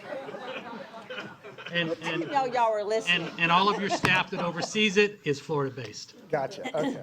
Sorry, I had to say it. Anyway, that's all, Mr. Mayor. Thank you. Councilmember Abel. I have a question for Cullinan. So you showed a picture of one of your earlier development projects in your presentation, and that particular picture wasn't just apartments. It had other stuff too. There was a supercuts I saw in the picture. And just to ask about this particular one, you don't intend to build anything like that in addition? Our intention now is to build apartments rather than, that's a mixed-use project, which we'd love to do within the city confines, but that spot doesn't lend itself well to retail and increased traffic and other uses. But yes, that's a mixed-use project called the Streets of St. Charles in St. Charles, Missouri. Understood. Thank you. Sure. Round two. Vice Mayor, Mr. Chambers. Yes, I'm sorry. Okay. Councilmember Chambers. For Foundry, please. In your proposal, it was 5.5 million for the property and 1 million for the park, but you said in-kind services. Is that a $1 million donation in cash, or is that $1 million worth of like architect services or something like that? Yeah, so first, the total consideration is 6.5, to be clear. So that's the total consideration for purchasing the property. And then the $1 million piece was really in the event that you would like us to be involved in kind of kick off work to the park. I think we kind of highlighted some land where you've done some work originally or recently across from really what I call the tot lot there, and potentially assist in kicking off design work to kind of reimagine that park. However, if your preference is to just take the $6.5 million and spend it the way you choose, then we're certainly happy to do that. But we wanted to at least offer our services, which would be time and materials, to the extent that you wanted them. That would be deducted from the million, or it would just be the $1 million, dedicated directly to the improvements of the park. And as you know from living here and my visits there, I mean, it's like that area, that intersection could certainly use some attention. Seeing young mothers take their kids across the street there is not the safest crossing, as I'm sure you all know, and there's very little, really no parking for young families to get to the park area there. So again, part of a larger discussion that we're happy to be a part of, if you like, as residents of this community, or again, if your preference is we just pay $6.5 million at closing, then we're certainly happy to do that as well. Okay, thank you very much. Other questions, council members? I just have one for Mr. Owens. I just wanted to do a follow-up on something you said. You talked about improving Rollerson Ranch, and I'm just curious, I don't know if you've done any calculations on this already. I don't know how much right-of-way exists. What do you mean by improving? We're not looking for any city incentives for the project. We talked to the same traffic consultant that helped us with the VA clinic, and he described it wasn't a dollar amount order of magnitude, but he said it would be reasonable. And as we fold into our projections, we have numbers in there for offsite and impact fees, and we believe that that's covered by that. So we expect to improve Rollerson Ranch Road as part of our project. We don't expect to just build within the square box of the 20 acres. We are anticipating improvements to Rollerson Ranch Road. I'm taking it, though, that it's too premature to be able to predict what those improvements would entail? It is. Because I'm trying to figure out what that means. Does that mean 4 lanes? Does that mean wider lanes? Does that mean? It means improving access. It doesn't mean 4 lanes with divided median. It's an improvement, but it's not meant to be a showcase type of improvement. It's going to be better than it is now. Okay. And we understand that there's a need for that, and that's our responsibility to pay that.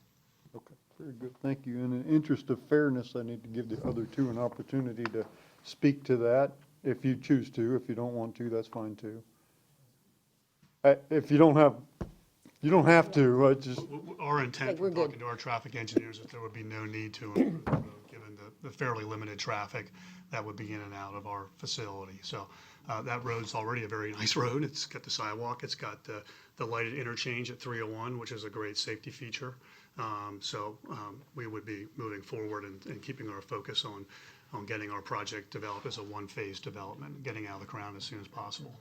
Thank you. So just wanted to make sure everybody knows, Dr. Patel has already funded the improvements on Rollerson Ranch Road and the traffic signal there to the tune of $1.5 to $2 million. And it is in pretty good shape for the schools. The extension of Rollerson Ranch Road up to the 20 acres still needs to occur. And we would take care of that with our proposal as well. Okay. Thank you. Council members, I don't have any other questions unless going once, going twice. Okay. Thank you so much. We will now have some discussion. Now we'll huddle. Well, typically, we would need a motion for us to enter into discussion, but I think it would be wise for us to have a little discussion. So. Thank you. So, if you'd like, you want to start down at this end and work our way down, or? Well, sure. I think that these are all very good proposals, and I think they would all enhance the city. But I think the proposal from Mr. Patel is the one that has the greatest benefit to the city. And, I think that has the most potential. So, that's it. Councilmember Donahue. I respectfully disagree. When we were. But she's a Florida native. She is. I am. I just want to say, all of you who have moved here, thank you so much for helping us pay our property taxes. Let's just go on record, say, I'm really glad you're here. Several years ago, we were having a discussion about property taxes and why is it that Plant City could do this and we couldn't? And it was pointed out to us that we had very limited, now this is way before we annexed Maceland Drive and all that property. We had very little opportunity for light industrial, for job growth. We were pretty much a residential community, and that's where all our money came from. And they pointed out that we didn't have any other resources. We don't have a cemetery. We don't have, you know, some of the things that Plant City has. Now, I'm not trying to be Plant City, but this is the first time somebody has come to us and said, we'll give you $6.5 million to go against your loan to build taxable and job-creating centers. To look at this where it says that the average earnings are $70,000, I know average is average, okay? But that's a pretty high-skilled position to be able to offer our residents, that we have something like that right here in the city. I am very concerned about the other two proposals and how people will get there. It is a major concern to me that we would have a school that only people who can go there are those who can get there themselves on it. And I know that we can have discussions with Hart, but you and I both know, sitting on the Hart board, that a one-way street is not one that pays for the Hart bus. Yeah, that's a tough sell down the road. And really and truly, with or without the park improvement, to me, this one is the one that impacts our whole city the most. Yes, I'm usually the one who advocates for education. Everybody knows that. I'm big on it, but I am also big on sustainability for our city, and to me, the economic benefit of building a job creator, which is what the light industrial would be, ranks first. That's my first choice. So I guess I've made my pitch. Thank you, Councilmember. Vice Mayor? Okay. All right. I've tried to analyze all three options as best I can. I have significant concern with the apartments in the area. It's an awful lot of traffic. I've been on Rollerson Ranch Road all times of the day and afternoon and evening, and I believe that the impact of the apartments on that is going to be more than that area can bear, not only traffic-wise, but also city services are going to have to be, it's going to be way more complex, way more dense than either the industrial part, the industrial facility, or the Patel School.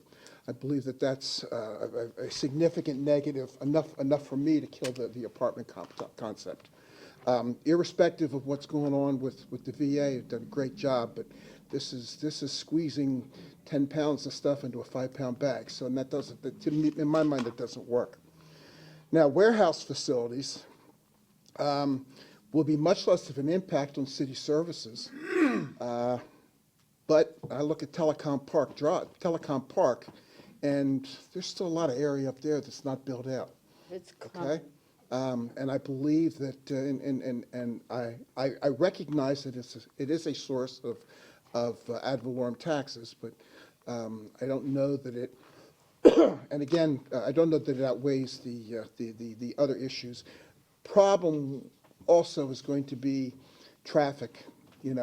Getting 18-wheelers down Rollerson Ranch Road to service, supply, and deliver to and from the warehouse, I believe is going to be problematic in the future. I do, however, believe that the schools is important to growth. It's important to the future. And I truly believe, I do share the vision of education that I've seen the Patel Foundation put forward in their vision, not just with us locally, but what they've done all over the state of Florida and other parts of the country. I met with Dr. Patel probably 8 years ago, trying to get some funding for a school, and we spoke for probably 2 hours, and his passion behind it is significant, and it's real. And I think that it really will set Temple Terrace apart in educational opportunities from kindergarten through trade school.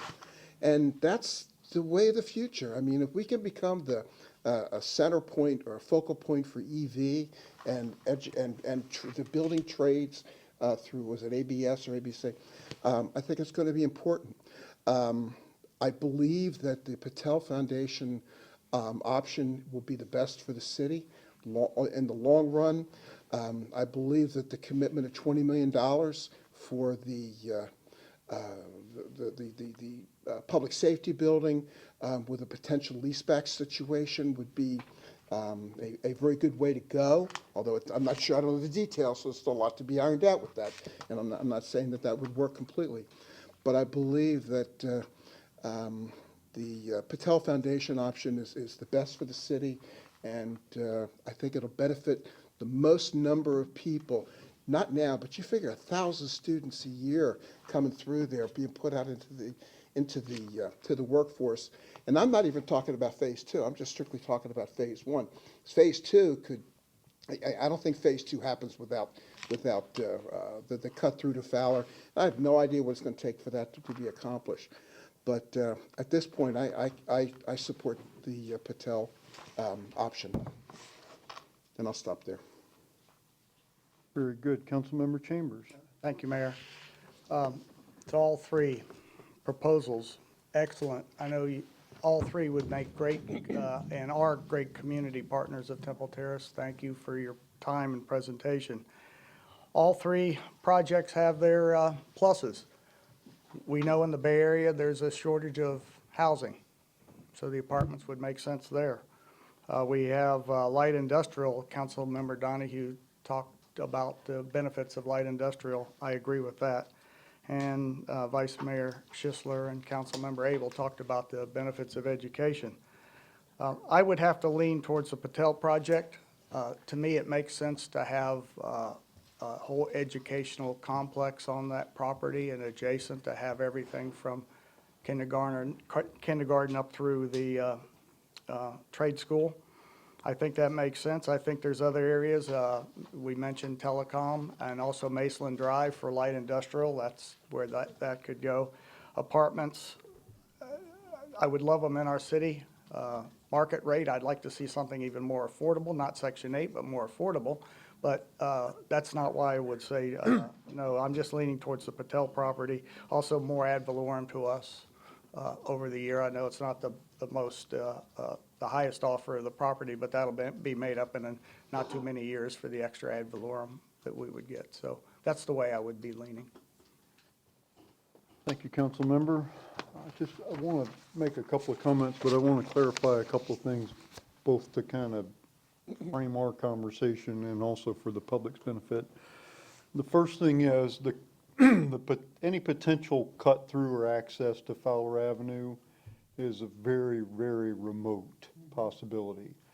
And that is within what's called the LA line or the limited access line. And it's well within the LA line. And so that is not a Florida Department of Transportation rule. If it were, we'd have a pretty good shot.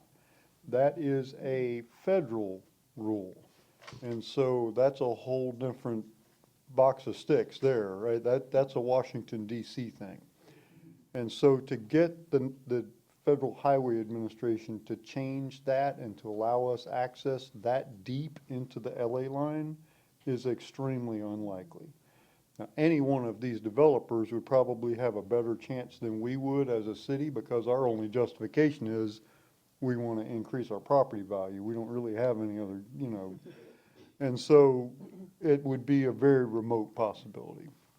And the other thing I wanted to clarify is that the potential for the police station is an exciting idea to think about. And as you know, I've reported to you previously before this proposal went out, Mr. Bagdy and I have had some discussions about that.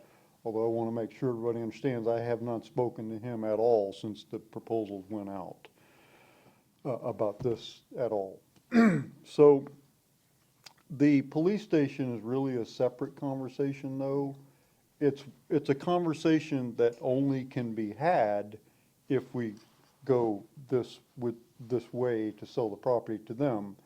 But just because we do that doesn't mean that that's going to work, right? So if we decide to sell the property to the Patel Foundation, that opens the possibility of that discussion.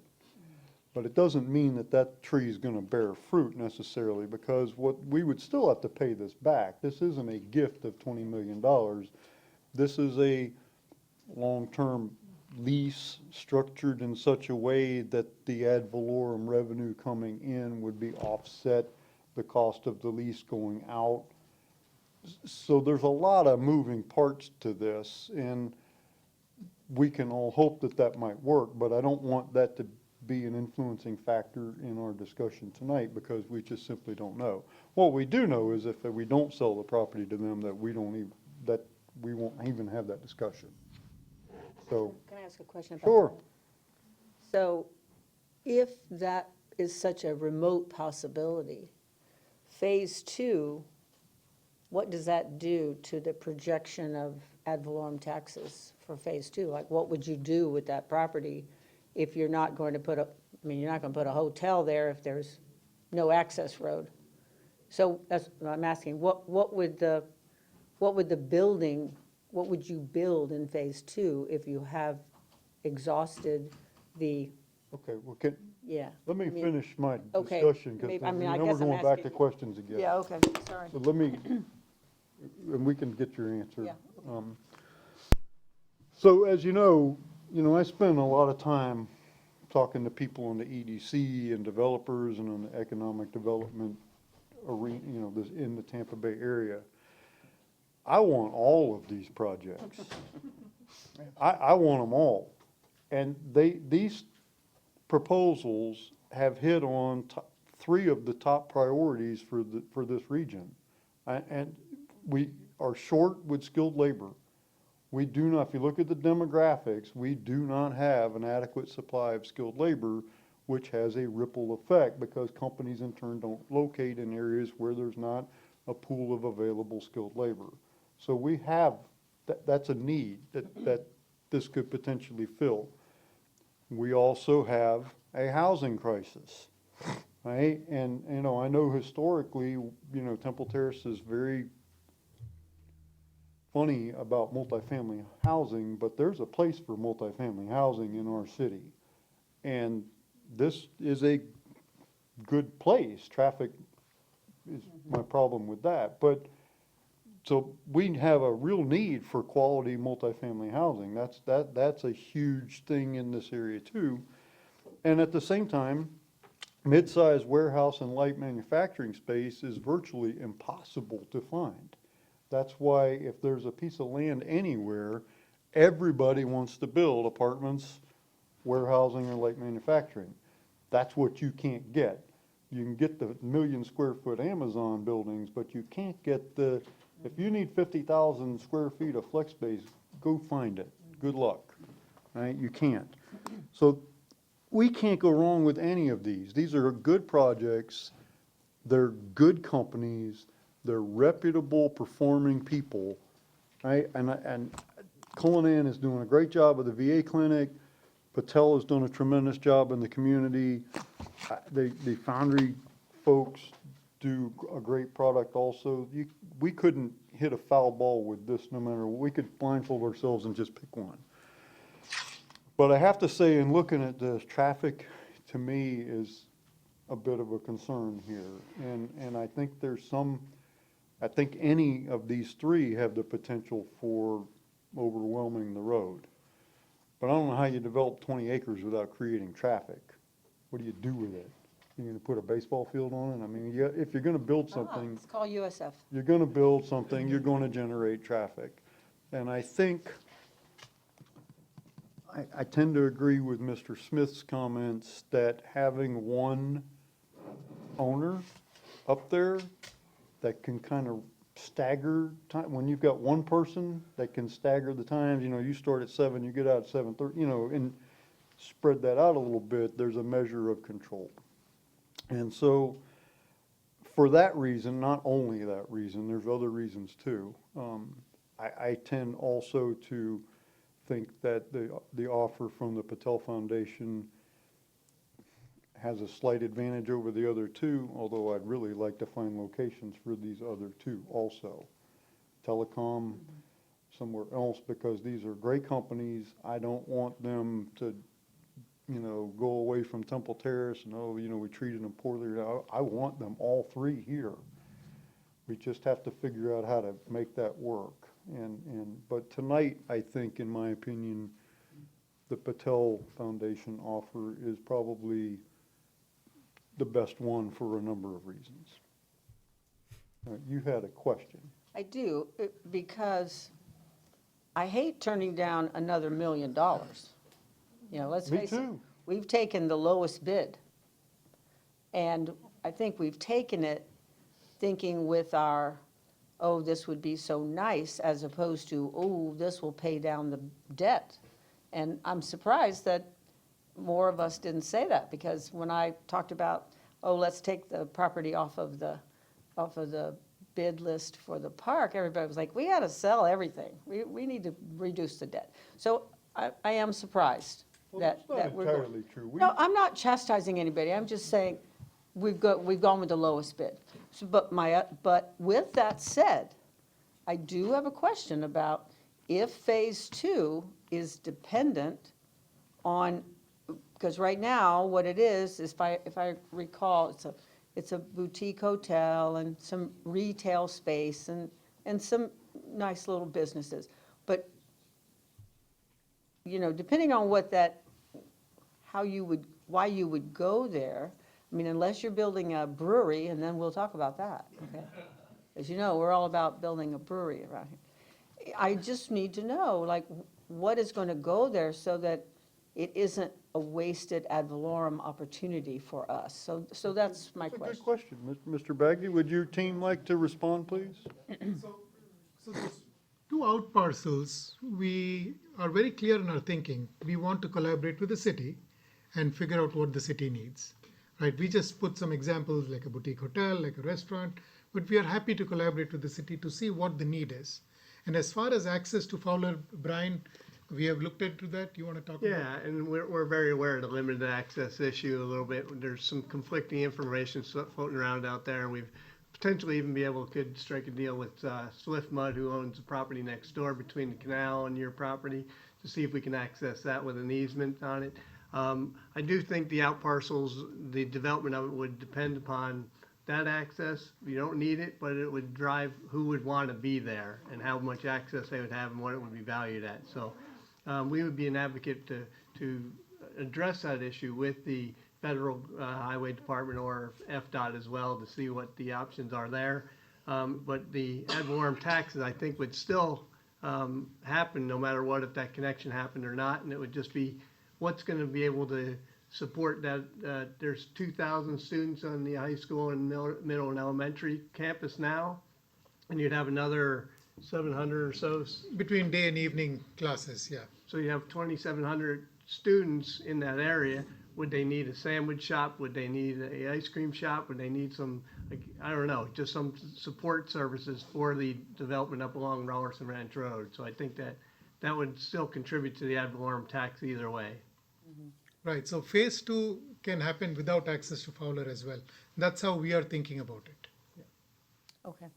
I mean, of course, getting access to Fowler will be awesome, but it's not, our project is not, sorry? Icing on the cake. It's an icing on the cake, but we are not dependent on that for a phase 1 and 2. Thank you. Thank you, thank you. Councilmember, other questions you'd like to ask? No, I myself traditionally have a hard time with schools that are for-profit, so please do not take this as an insult. But there are schools, and we all know about them, we read about them all the time, that, people get out of school, and they've paid $40,000 to be a cosmetologist, and they're never going to pay that back. So, I'm trusting, since it looks like this is the way this vote is going to go, that you're not one of those, that you're not, one of those schools, and that you will build on the good reputation, of course, which you've already built in the city.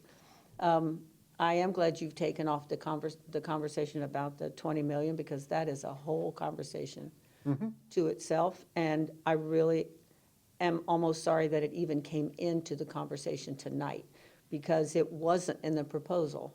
So then all of a sudden, for it to be there tonight, I was just surprised that it was part of it. So I've had my say, and thank you for letting me do that. I appreciate it. And once again, as a Florida native, I can say a lot of things y'all can't say. Well, let me, if I may, and you don't feel obligated to respond to this, but if it goes the way it seems like, unless somebody's changed their mind since we discussed, I know that this isn't your, I get it, and I understand your reasons, I think we all do. Is there anything that we can do with this to get this to a 5-0 vote? I really would, I mean, you vote your conscience. I will make this a 5-0 vote, because it's important that we all stand together. This is a huge commitment. What I've stated already are my concerns, and, you know, let's put it this way. We're still gonna put $5 million, I forgot now, $5.4 million toward our debt, 500,000 immediately, and that will go a long way to help everybody feel good. But that was my concern. Okay, and I do want the public to understand that your concerns about the outparcels are completely legitimate, and that by taking whatever action tonight, we are not necessarily approving any development of those outparcels in the future. That's a different conversation. Yes. So, Yes. you raise a good point with that, and so the phase 2 of this is potentially there, kind of like the police station's potentially there, but what we really have before us is phase 1 tonight.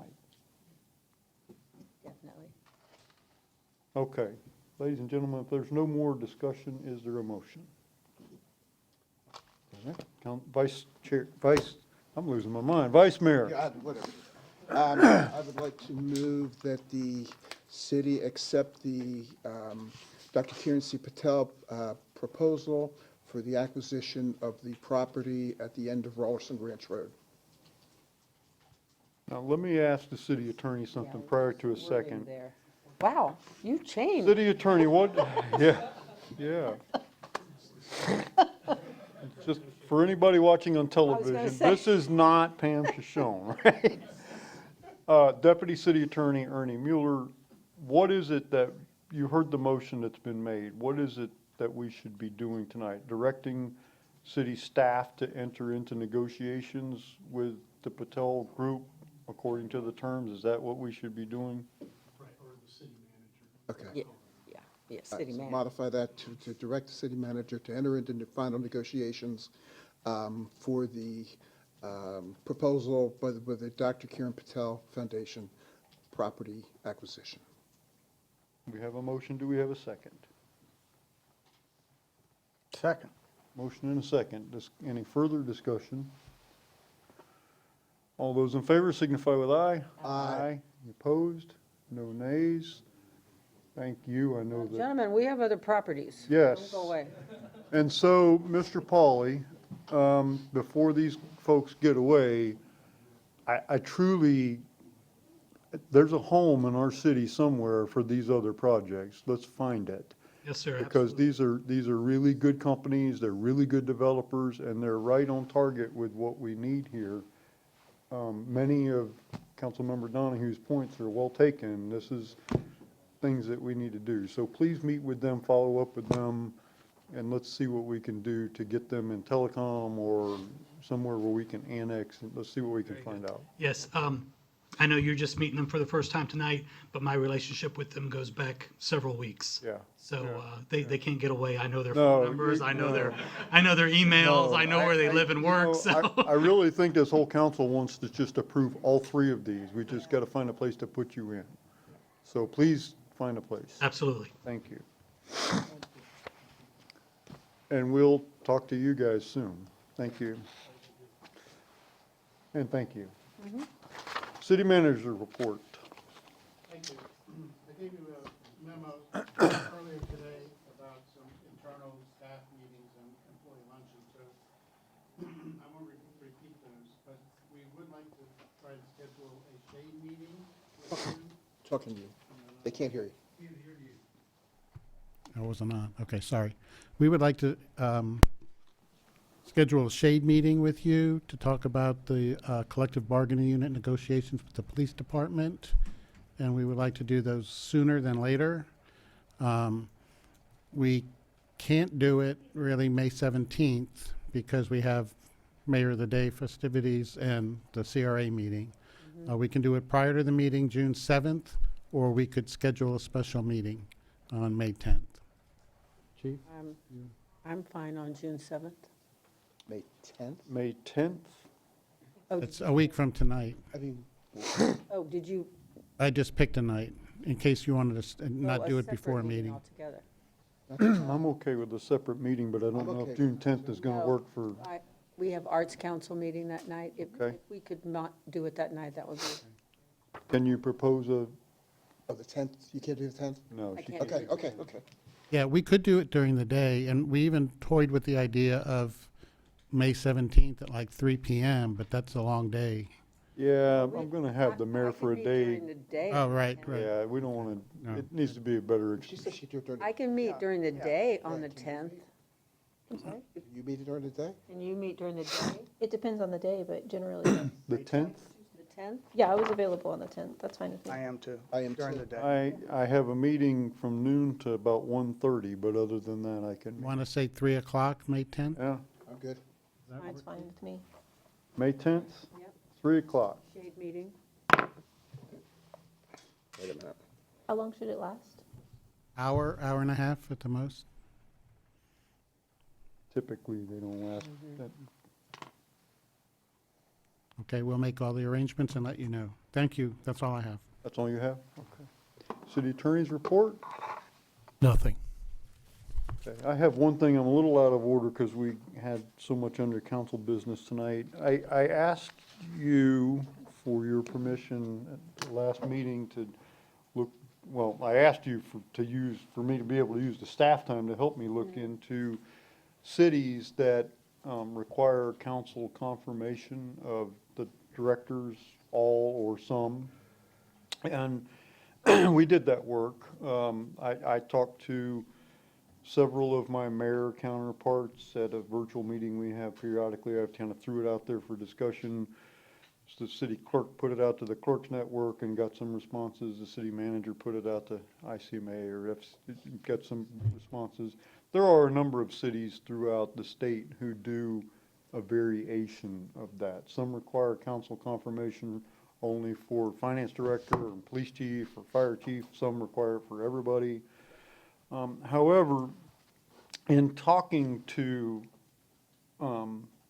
several people that I trust and several other mayors, 15, 20, somewhere around there, I think I'm going to back off on this for the time being. I mean, it doesn't mean that I may never bring it up, but there are some unintended consequences that some of the mayors said, you know, we have a version of this, but it's been a problem.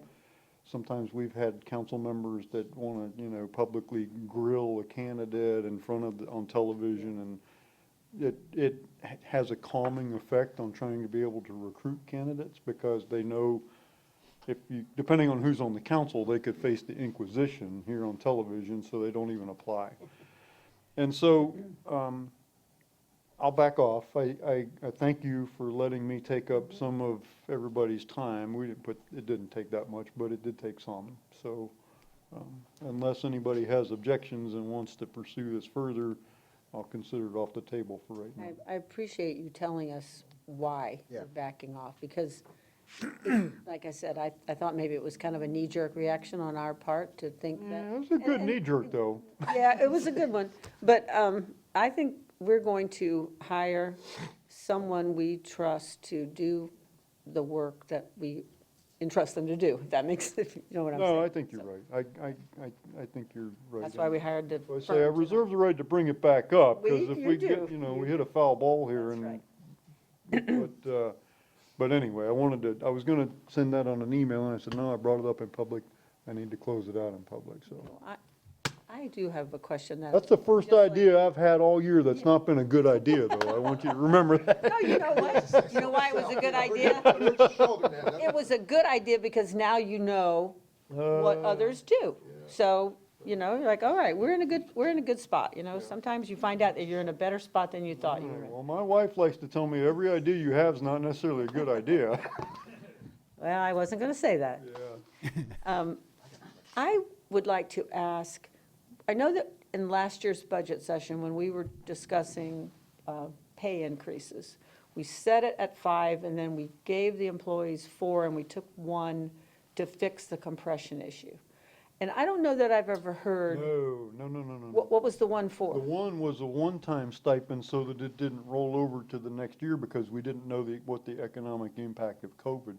So it didn't, they got 5%, but 1 was in the form of a stipend. No, they Well, didn't get 5%. They got 1% was No. given. You're thinking the previous year. Yeah. Yeah, but that's the only year we did that. We talked about this at the department directors meeting today. The 4%, they got a 4% raise, and the 1% was rolled over into changing the 15, 12, 11 pay. Right. So those, That was not what we. Yeah, it was. No, This it year it was. that's what the director said. I think it was, because we were all headed for 5, and then we tried to do compression, do the 15, and we could see that it was, Okay. and the city manager was not prepared, which was what we thought we were gonna do, was what you were thinking we did. But then when there was, we were not prepared to know really what was going to happen. So, you Okay, know, I think and we're look. talking about 2 different years, so I'm with you now. Go ahead. Right. So I know this is a big topic, so I'm not asking you to answer it tonight, but at some point, I think for the record, I would like to know, how did that pan out? Did we use the 1%? Did we spend it all? Do we have money to, I'm sure you're going to give me all that at the first budget find meeting. out, but we talked about it today. I brought up, in 2021, you commissioned a salary survey with Evergreen Solutions. They issued a draft report last June, but it's never been finalized, and it's never been implemented. So we contacted them and asked them to finalize it and to update it, because the beginning pace in the minimum pays are probably off, because they actually started probably the year before, so it could be 2 years in arrears. So they said they would finalize it and update it for us for $2,000. So we're going to try to use that as a basis this year to go forward with pay raises, we're talking about starting at the minimum pay grades, getting everybody up to minimums, and then have that address how the compression fits into it based on what we talked about at the strategic goal planning meeting. So and so we brought up the fact, that's how the conversation came up. Okay. About the 5% that they ended up getting 4% raise, but I was told the 1% went to the 15, 12, 11 pay changes. Right. That's correct. I was thinking of 2020. Yeah. So you're right. And I'll So- tell you that the whole idea that we had, use that 1%, was gonna fix the pay compression. It didn't. It didn't. That was a debacle. We still have employees who are making 8 cents an hour More than that. more than somebody who just got hired off the street. And we were told that there was gonna be no pay compression. No, And we knew better. And I knew better. I got the list from HR of everybody who made $16 an hour or less, and there were tons of employees. And how could you not create a pay compression issue? I mean, here's the names of the people. And time again, we were told there's not gonna be a pay compression issue. And guess what? There is. Well, and that's why I was thinking, we're going into this now, I wanted to find out where are we, so that when we start this conversation, because we hope that we start so that we understand from the get-go where we are with taking care of our employees. Right, and they gave about, we wanted to use the survey cost about $20,000, so we don't want to just take it and then shelve it and not use it.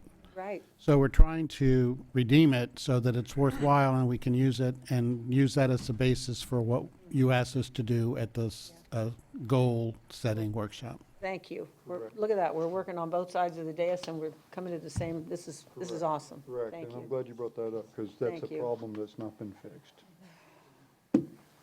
Other business, Vice Mayor. Okay, we approved to work on the contract for the search. Right. What's going to be our process and timeline going forward with that? Do we have any? I think they give about a 12-week timeline, so what they'll do Well, I is, saw that, but I'm saying, what are we as a body going to be, we're going to be sitting as the review? Are we going to whittle that down? Are they're going to come back with an abbreviated list? Okay, and what's?